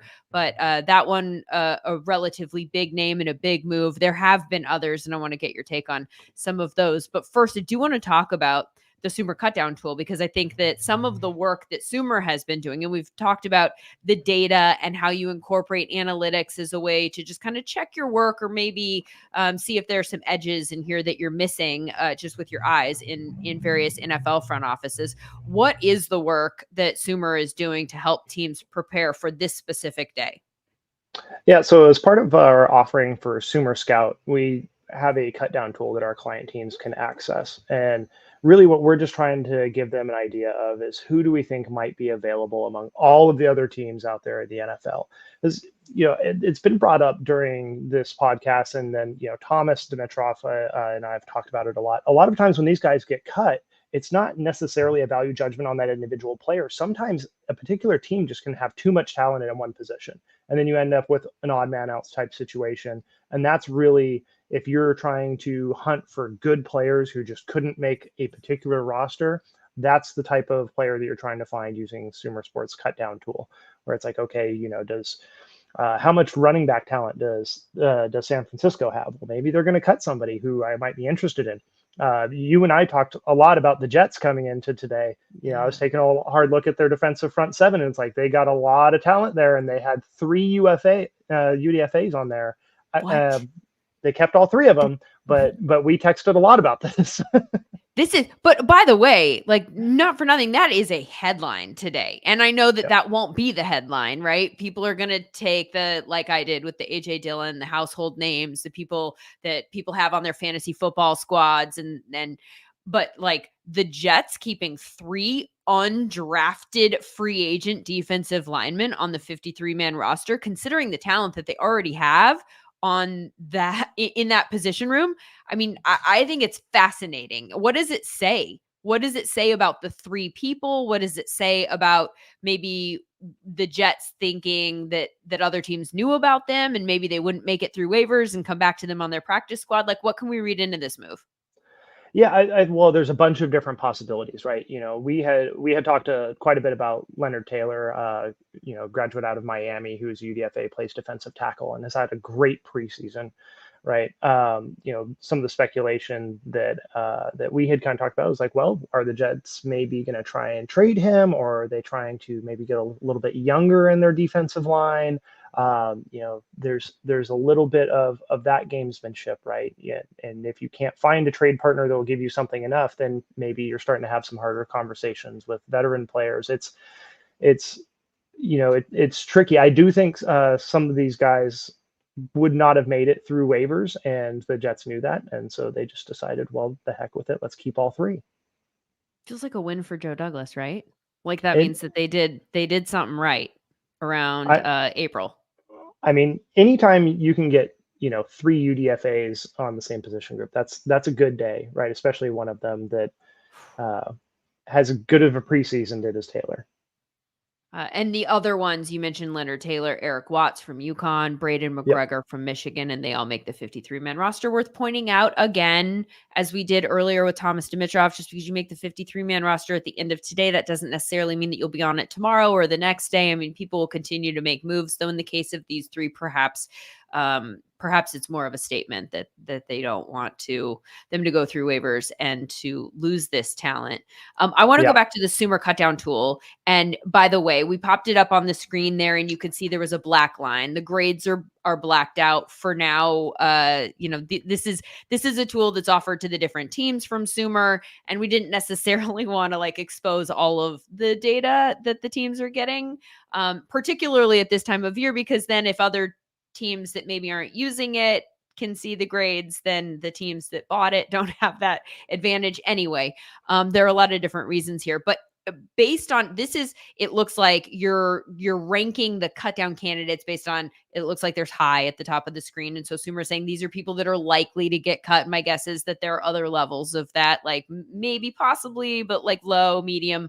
Are you also ranking them like if they do get cut, this is a best available, or is that something that's being offered? Or you mentioned Leonard Taylor was a guy that you were keeping your eye on. So I assume that to a degree you have isolated him as one of the guys that would have potentially been the best available if he was in fact cut. Yeah, he had a particularly high grade, you know, among the guys who had a fairly high cut percentage.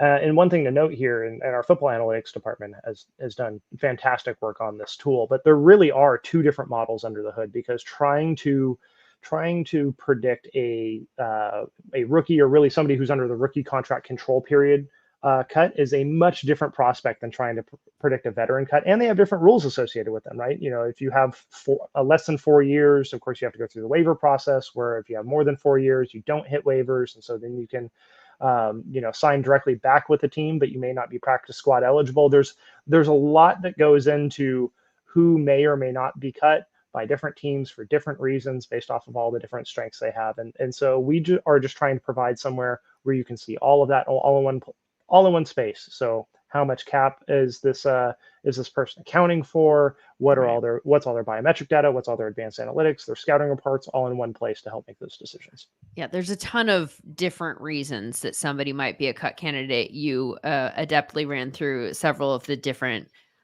buckets that you could put somebody in that would put them at risk. I'm curious about the types of analytics or how analytics would potentially be used to help make these decisions? Are there any specific things that you're looking for? I mean, you mentioned I could pull up Our Lads, right? And see that this guy is a guy in a crowded room that's at the end of the depth chart. And so maybe that guy's a cut candidate. What kind of more advanced technology is going into this as well?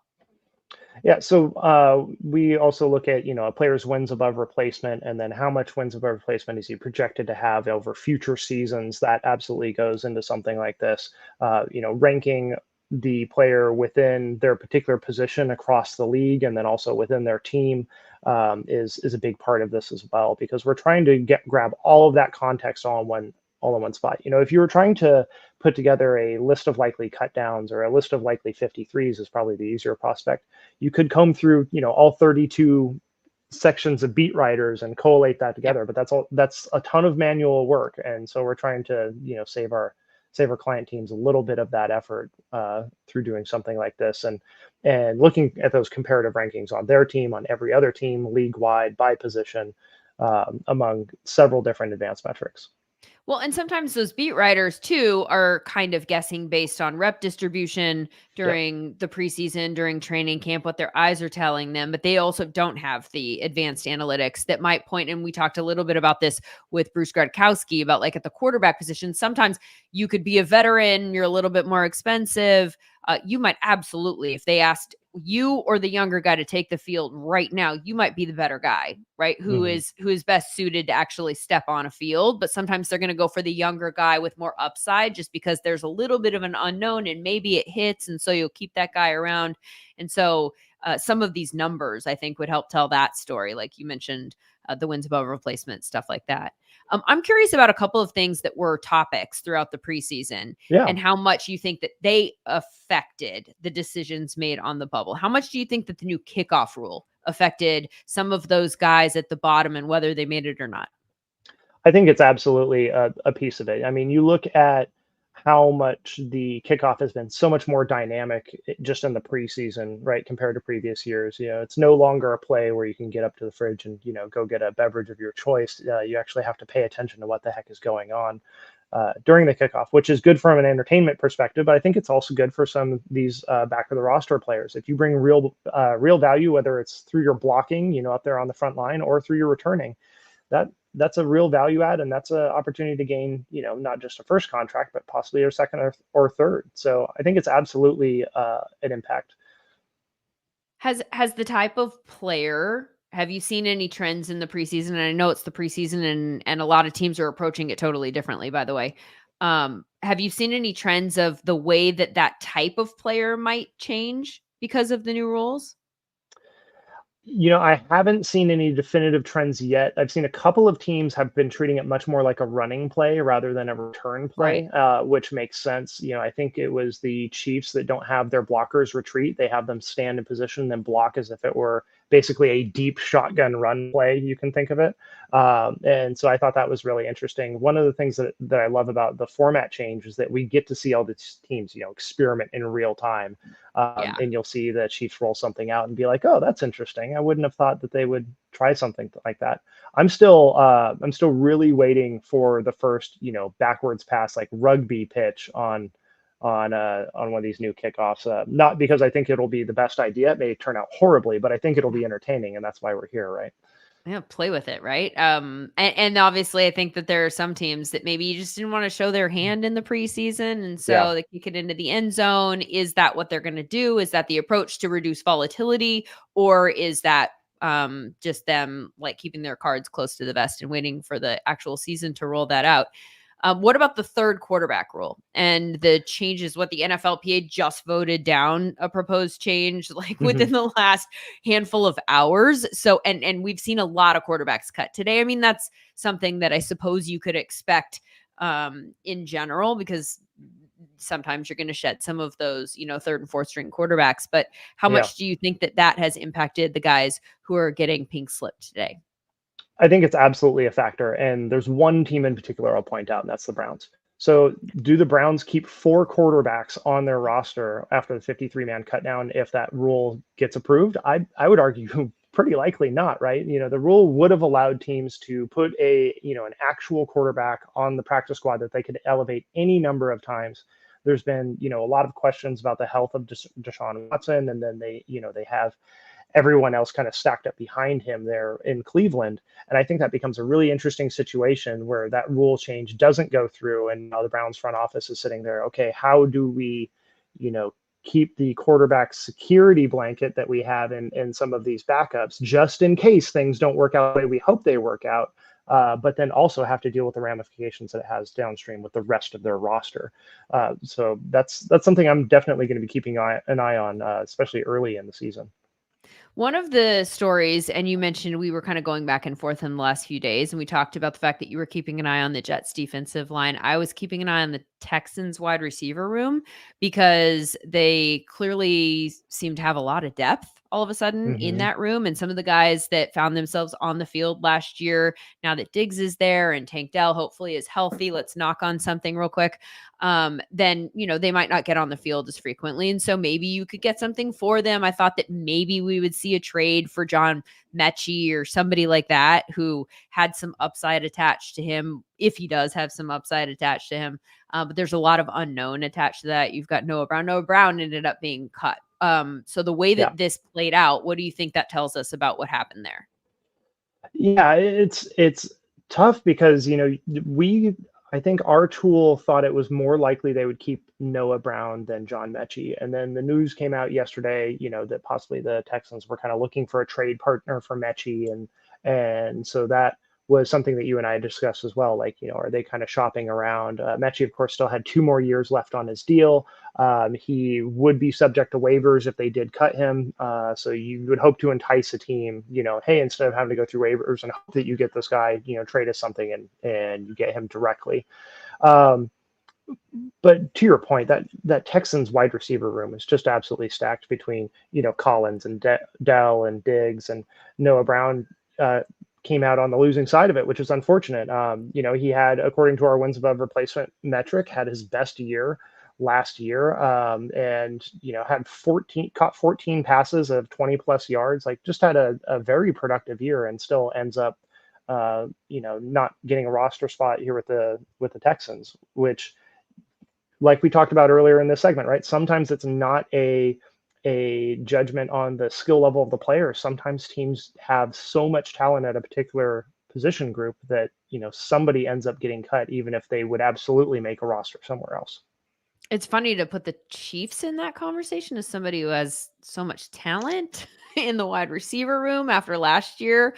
I don't know if I would phrase it like that, but they certainly had a lot of wide receivers out of necessity last year because they just were like, I don't know if any of these guys can do it. So let's just stockpile a bunch of different types of guys. And then they had to keep rotating them through. And so they weren't really able to narrow that group down, I think, as much as they probably would have liked last season. That said, now they, have Hollywood Brown there and obviously Xavier Worthy. And so a few of these guys become expendable. They did make some moves, and Kadarius Toney will no longer be a Kansas City Chief. That did not surprise me. I thought that was probably the move that was likely to happen, as somebody who's kind of underwhelmed everywhere that he has gone, but might surprise some people because he's a guy who at least got on the field from time to time. And again, in the fantasy football space was a name that people knew. Ian Rappaport tweeted that he would have a market. Do you agree with that? And were you surprised about the moves that they made within that room? I don't know that we were too surprised with the moves that they made within that room. I think with Tony, it comes down to, is there a team that's willing to put up with some of the off-field stuff? Or his problem has never been production, right? It's been everything else, and so I don't want to make too much of a judgment there on if another team will take a shot at him, but yeah, I will say I think it's fairly unlikely that a third team comes in there. The one I was kind of keeping an eye on with the Chiefs coming into the cuts, because they had so many people in the wide receiver room, to your point, and then there's the Rice suspension coming down, is what's going to happen with Hardman coming down to these 53-man cuts. And so in my mind, it came down to you were either going to keep Hardman or Tony based off of, the off-field stuff. Tony's probably the one that goes there. I want to make sure that I get some other names into this conversation before I thank you for your time and turn the page to our next conversation with Sam Bruckhouse. But were there any other moves here that were made today that you actually thought were notable for one reason or another? As somebody who kind of was deep in the weeds at predicting what was likely to happen here, did anything go in a direction that you actually did not see coming? I was a little surprised to see Austin Trammell get cut because he does bring a lot to the special teams side. He, focused a lot on special teams, both with the Rams and then was with the Jaguars. So thought that he might have a chance there. And then Brandon Johnson getting cut out of Denver was also a little bit of a surprise. So those were, kind of on my short list of players that were, had something to offer, whether it was from their scouting grades or from their advanced analytics or whatever else it was versus their cut probability. So just keeping an eye on some of those.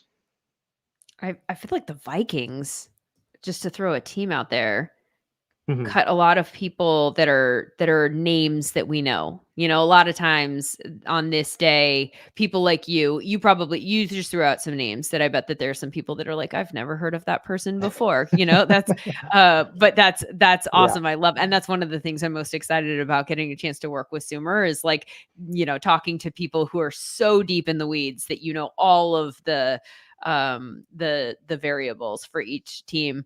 The Vikings cut Kene Nwangwu. Wait. Actually, I don't actually know. Do you know? Because there was a report right before cut down day, like in that last hour, that they were reportedly looking to trade him and they would cut him if they couldn't. As I say this, I'm realizing I shouldn't have brought this up prior to actually looking for the answer. But either way, expendable for the Vikings, one way or the other, will not be back. And that's a name that people are familiar with at running back. And that, interestingly to me, leaves two running backs right now because they already cut Myles Gaskin. So they're okay going into the season with Aaron Jones and Ty Chandler. How much of like an exclamation point do we put next to that? Yeah, I think that's an interesting one. Nwangwu had a good grading last year, is not too expensive. Still in the control period, right? Drafted in 2021. So you don't see a lot of guys who get cut during the control period. Of course, they also cut Lewis Sine there in his control period as well. I think what this signals from the Vikings front office, in my mind, is that, Kwesi and his staff are not attached to sunk cost. Like if they are looking to move on from someone, they don't, hold on to them just because they're under the rookie control period, that they're willing to move on when something isn't working. And, from an analytics point of view, that's probably the way that you have to go and free up that spot. I wonder how hard those conversations are, though, because it is pretty rare to let guys go in that situation. Right. Yeah. I wonder if that is a precursor to another move that they have their eye on making. We'll find out. They also cut N'Keal Harry, who we all know from his Patriots days in particular, would switch from wide receiver to tight end. And then Lewis Sine, who was a safety, was their first round pick in 2022. So some notable moves that were made there in Minnesota. Thank you so much, Sean Clement. Looking forward to having conversations with you in the months to come as we work our way through the 2024 NFL season. We're going to pivot right now to another one of my new coworkers, and that is Sam Bruckhouse. And I am excited about, hi, Sam. Hey, Lindsay, how you doing? I'm doing really well. I'm excited to talk to you about some of the players that now maybe have been cut. Some more of the names, continuing the conversation about people who may have surprised you or some notable people who just became available. And then also maybe talking about the value, right? That as far as, okay, so these are the guys that are available. Who's the best available? And how might different types of teams be valuing their specific skill sets. So as we kick things off, I guess, what's been your overarching impression of today's cut down day? What do you think are the headlines for you? Yeah, I think it's always interesting with the cut down. Having been a player, obviously, like the nervousness of knowing what is going on with your future, that's something that starts in high school when you're like trying to make the varsity. And then obviously such a competitive industry goes all the way to cut down day. I was really interested because these was a lot of guys that, you know, were on the border were guys that I played with or played around when I was at Tulane. And so I know a lot of about the more downstream folks. And so I'm happy to talk about them today. All right, let's get into that. Who can still add some value to teams, even though they have been are now in search of a job, I guess. Will be hitting waivers and or have their agents hitting up different teams on the phone. What are you looking for when you determine who the best available guys out there? How do you determine that? I think there's a couple buckets. And the first, I think, is best exemplified by like the running back room, because there are different approaches with the way that coaches attack the running game. Obviously, you have the gap and zone scheme, and people in the Shanahan tree are very deeply into the zone run. And then obviously the gap scheme has become more important recently. And so some of the guys that I looked at that were cut, particularly young guys, one of them was Frank Gore Jr., the Southern Miss product. His coach at Southern Miss was an offense coordinator while I was at Tulane. And so I have an understanding of the scheme that he came up in, and he was very successful all 4 years, particularly his last 2 years. And he was very successful in the preseason with the Bills. And so you see him grade out, you see him do well. Obviously, he has that flaw. And the key with utilizing the scheme to negate those flaws is identifying that and putting him in a situation where he can exceed. So with Frank Gore Jr., I'm pretty sure he was a quarterback in high school. He got a lot of, Wildcat reps at Southern Miss, and he was not asked to block very much. And sure enough, in the preseason, he was also not asked to block very much in the snaps that we saw. And so kind of getting over that and getting him back in his wheelhouse of that inside zone run, it'll be interesting to see where he goes. I expect him to be picked up. Another option in the running back market, young rookie who was actually cut earlier in the year, likely due to injury concerns by the Titans, but had a pretty good preseason, is Dylan Johnson from Washington. Obviously, played all the way through that national championship where he sustained an injury. And I'd expect him to be picked up too. He played well with Carolina. You bring up an interesting point about like scheme fit and just like how well you fit with specific offenses or defenses based on your skill set. I wonder how many of the guys that are being cut you look at and say like, yeah, that's because he just wasn't a fit with that team as much. Like he didn't shine there. But if you put him over here, now we're talking. How many guys like that, or how much of this crop of people do you think will be viewed in that manner by teams?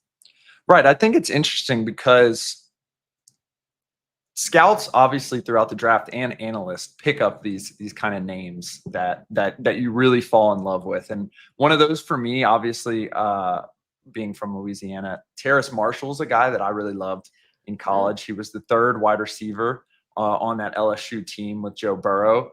And with the Panthers, similar to Bryce Young and similar to a lot of these guys with the Panthers, they've been through, 3 staffs. They've been through new general managers, new coaches, new offensive coordinators. He just never really was able to catch on, but he did show, good play over the course of his years in Carolina. He showed the ability to be a run blocker, which is something that, scouts and analysts can pick up on and really fall in love with. He showed the ability to be a big play threat all the way back to his time at LSU. And I think those are the kind of things that you're looking for when you're trying to kind of uncover those gems. You're looking for elements of play that can fit well into your system. Like the Chargers and the Rams really value run blocking from their wide receivers. Maybe guys that can block better, that they've tracked that all the way through their college career, they can pick up. Offensive linemen obviously are like that as well. I am reminded of a conversation that actually Thomas Dimitroff had with Ran Carthon, and I should know this answer, but I don't yet, whether it's been posted to the podcast feed. But he Rand Carthon told a story about Elijah Mitchell on draft day, and the fact that somebody had pointed out like, hey, this is a guy who nobody's talking about. He's not on anybody's radar, but he's my favorite guy in the draft. I think he's the best zone runner in the class, but because nobody's talking about him, like, that feels like an extreme thing to say. Will you take a look at this? And then, of course, Elijah Mitchell, once they looked at him, because he was a very specific type of runner that fit with what they were doing, they end up drafting him, obviously, and then they end up using him the next year, and he goes on and he is really important for them. So I feel like that story kind of resonates with me on a day like this, that you are going to be valued differently by different teams for different reasons. And so you could get cut today, and it doesn't necessarily mean that you're done, although we did hear from Jonathan Casillas earlier talking about the fact that that is the truth for some of these players. Some of these players are in fact going to say goodbye, and they've played their last football, and that's an emotional day for them, obviously. Let's get back to some of the other decisions that have been made and why they have been made. And I mentioned this with Sean, talking about the new kickoff rule and how that might have changed the types of players that maybe are on the bubble that are being kept because they can contribute on special teams. How much, in your opinion, does special teams factor into the decisions that are being made on a day like today, which is clearly guys that are more close to the bottom of the roster? Yeah, it's interesting to note, because you can have a guy who's super talented and maybe hasn't put it all together yet, and is behind a player like, a Garrett Wilson or a Devontae Adams or a star, particularly at those skill positions, and they may get beat out in favor of a player who just has kind of the core tool set you need to succeed at special teams. And that's also kind of an intangibles thing as well, is like the commitment to not necessarily having, the glitz and glamour and just, kind of getting smoked by two guys being a gunner on punt or something like that. And so, but you need those players, and moreover, you need those players to keep your starters available. You don't really want those guys getting involved in the special teams game, because they are so valuable that you don't want to risk an injury there. And I think Noah Brown's value will actually be increased. Obviously, he had a great year last year, but I also think his value will be increased because he does have years and years of special teams experience. And so you can kind of make that argument to spend a little extra money on him, because you can kind of get an extra bump from special teams if you need, or if someone goes down, you need a depth piece in special teams versus, on the field on offense. I think he could be a fit there, as well as being, someone who can be expected to have 300 to 500 reception yards next year. If you had to guess right now, and it depends, and I don't actually know the answer about who's first in the waiver wire order for the NFL teams, and that will certainly affect this answer. But just in terms of guys that you think will get a lot of interest and are likely to probably go pretty early in terms of waivers, who that's been cut today maybe like checks that box and is on your radar for that?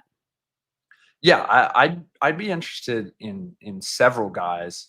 I'm coming back to Frank Gore Jr. again, because I think that's just a guy. You mentioned Elijah Mitchell. He's actually kind of in that tree of that Napier tree. Elijah Mitchell was at UL, running a very similar scheme. And I think when you can get a guy who can, spell your bigger and better running backs on like a second down and short or something like that, or a package guy, that's a guy that I'm really looking at.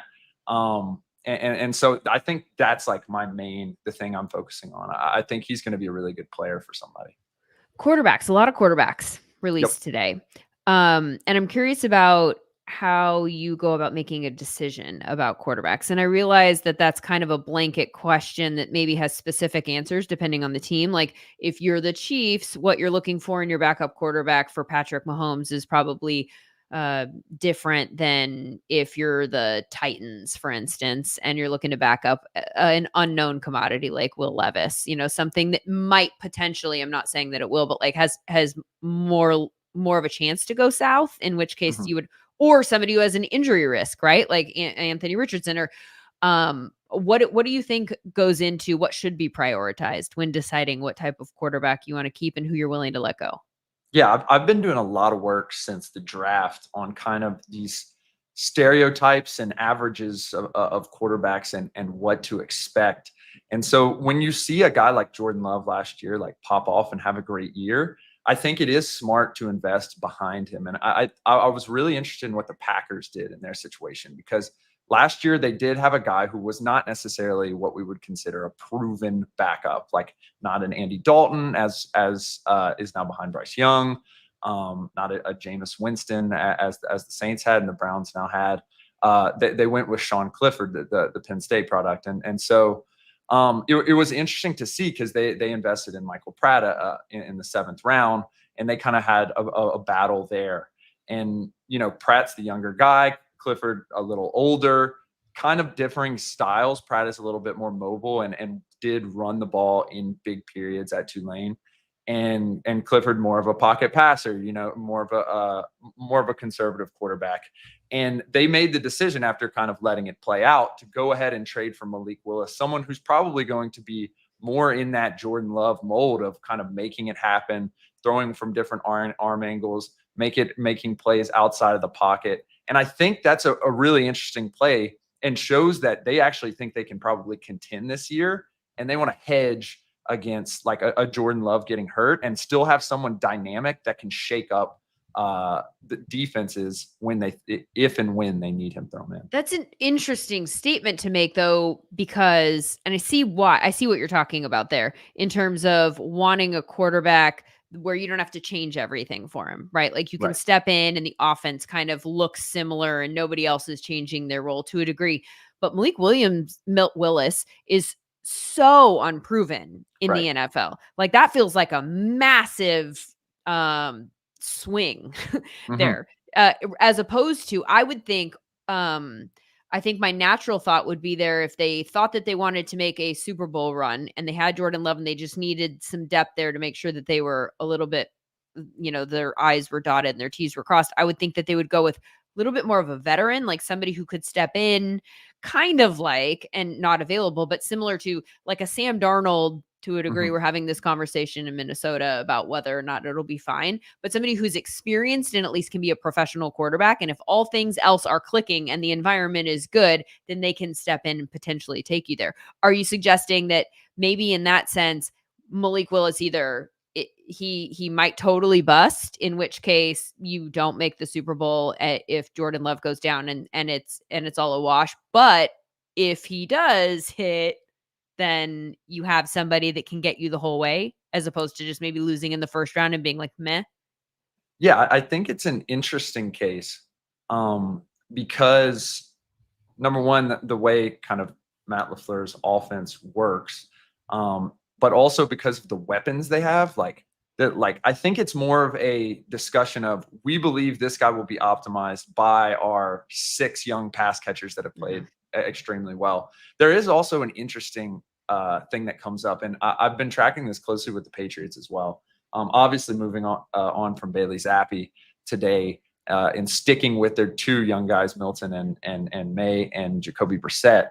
And the question becomes is like, there's an old quote, and I'm not going to say it in exact, but it was like, if Peyton Manning goes down, we're in bad business, and we don't really want to practice bad with business, a different word. With a different word. Yep. Right. And so I think in today's NFL, where you have a little bit more creativity and particularly you have a lot more mobile quarterbacks, I think that the continuing trend is going to be the idea that I want to add an athletic guy, because that adds an 11th person to the field on every single play. And I think a good spot to see where that kind of happened last year is like the Vikings / the Cardinals having Josh Dobbs, and not the best passer on earth, but they thought that was the good move when their seasons, kind of went south after their quarterbacks went down. And so I think that's probably more of the move for the Packers, but I do understand going with like a familiarity, guys who have been in the system. We kind of saw the Cardinals do that today, cutting Desmond Ridder and going with Clayton Tune instead, keeping the guy in the building and stuff like that. Man, Malik Willis, and we're talking about a scenario in a lot of detail that has not played out yet, but just thinking strategically, that would be the Hall of Fame example of environment mattering, right? Like if he Right. was to step into a good Packers offense and then have Right. any degree of success after what we saw in Tennessee, which I think it's valid to kind of go like, I don't know what that eval was, because it was bad in a lot of ways. And they're obviously in a little bit of a rebuild and trying to add pieces, one at a time. The waiver order, by the way, I did get that. And Carolina's up first. It's Carolina, Washington, New England, Arizona, Chargers, and then the Giants. So Carolina up first. So I wonder, because teams are keeping this in mind, right? Like in terms of who they feel comfortable dropping and thinking, will they clear waivers? Although whoever goes first isn't probably likely, but they're thinking about like whether or not somebody will get back to them in determining strategically who they should let go. How much are you looking for guys in this space that can provide something even extra, right? Like and I'm thinking of like veteran leadership or whatever. You're checking a box that you think your team needs, and for every team that's different. Like we have a lot of young guys, we need a veteran presence. This guy's kind of on the bubble and we think that he can keep the locker room a little bit straightened out or a positive place to be. How much do you think that kind of stuff factors in? And that's weird, by the way, to ask somebody who works at a data company, because I'm essentially asking you to evaluate intangibles. Right. Yeah. But I've been in those locker rooms, and there is a marked difference. I've been on really bad teams. I've been on like pretty good teams, and there's a marked difference between kind of the feeling of a good team, and typically it is between either something like that veteran leadership or something that we may not know yet. Like obviously last year, it didn't seem like the Rams were doing any insane investment in the wide receiver position, but they had Puka, who was kind of a game-changing guy and by all means a leader as well. And Yeah. he ends up having a great year, and they don't have to backstop against Cup. And so one of the guys that I was looking at that could be a leader, and being a former linebacker, and I also have a piece coming out later this week on linebackers that is really interesting in this situation, who we mentioned Carolina was first, was in Carolina last year, is Deion Jones, the former Falcon. He's kind of one of these, like, he was one of these first new wave type linebackers, who kind of set the way for the more guys who could cover all around the field. Like I'll never forget against the Saints, he had like an insane pick in the end zone to end the game. And that was like kind of a changing of the guard to some of these guys like Matt Milano and Fred Warner now, who cover the entire field and are covering wide receivers just as much as, they're having to take on blockers. And I think in situations where, you have a lot of guys go out in the defense, obviously, in Carolina, he was one of the guys go out in the defense. And maybe you have an injury or two, you'd rather bring in, an older guy, especially if you have talent in front of them, to kind of show them the way. And I always think it's interesting in the NFL, like we kind of forget to consider that a lot of like the top guys, Jordan Love, for example, some of these JJ McCarthy, who just had an injury, are like 22 years old. And some of these vets are like in their 30s, 35, have kids and stuff like that, and they can really show them the way. And I think that does make a difference in the locker room when it comes down to it, especially on like the really, really good teams. It may make a difference. Okay, I'm going to ask you a question that we've not talked about me asking. That's kind of a broad question that doesn't have to do with cut down day, but now that we know the rosters as they look right now, and again, as we've mentioned a million times, worth saying, these are fluid. There will be moves that are made in the next couple of days as people pick up somebody on waiver. When the Carolina Panthers, if they use that number one waiver wire priority on a player, then that means somebody that's on the 53 right now is going to not be on the 53 at the end of that transaction. But so we kind of have a rough idea of how these teams look.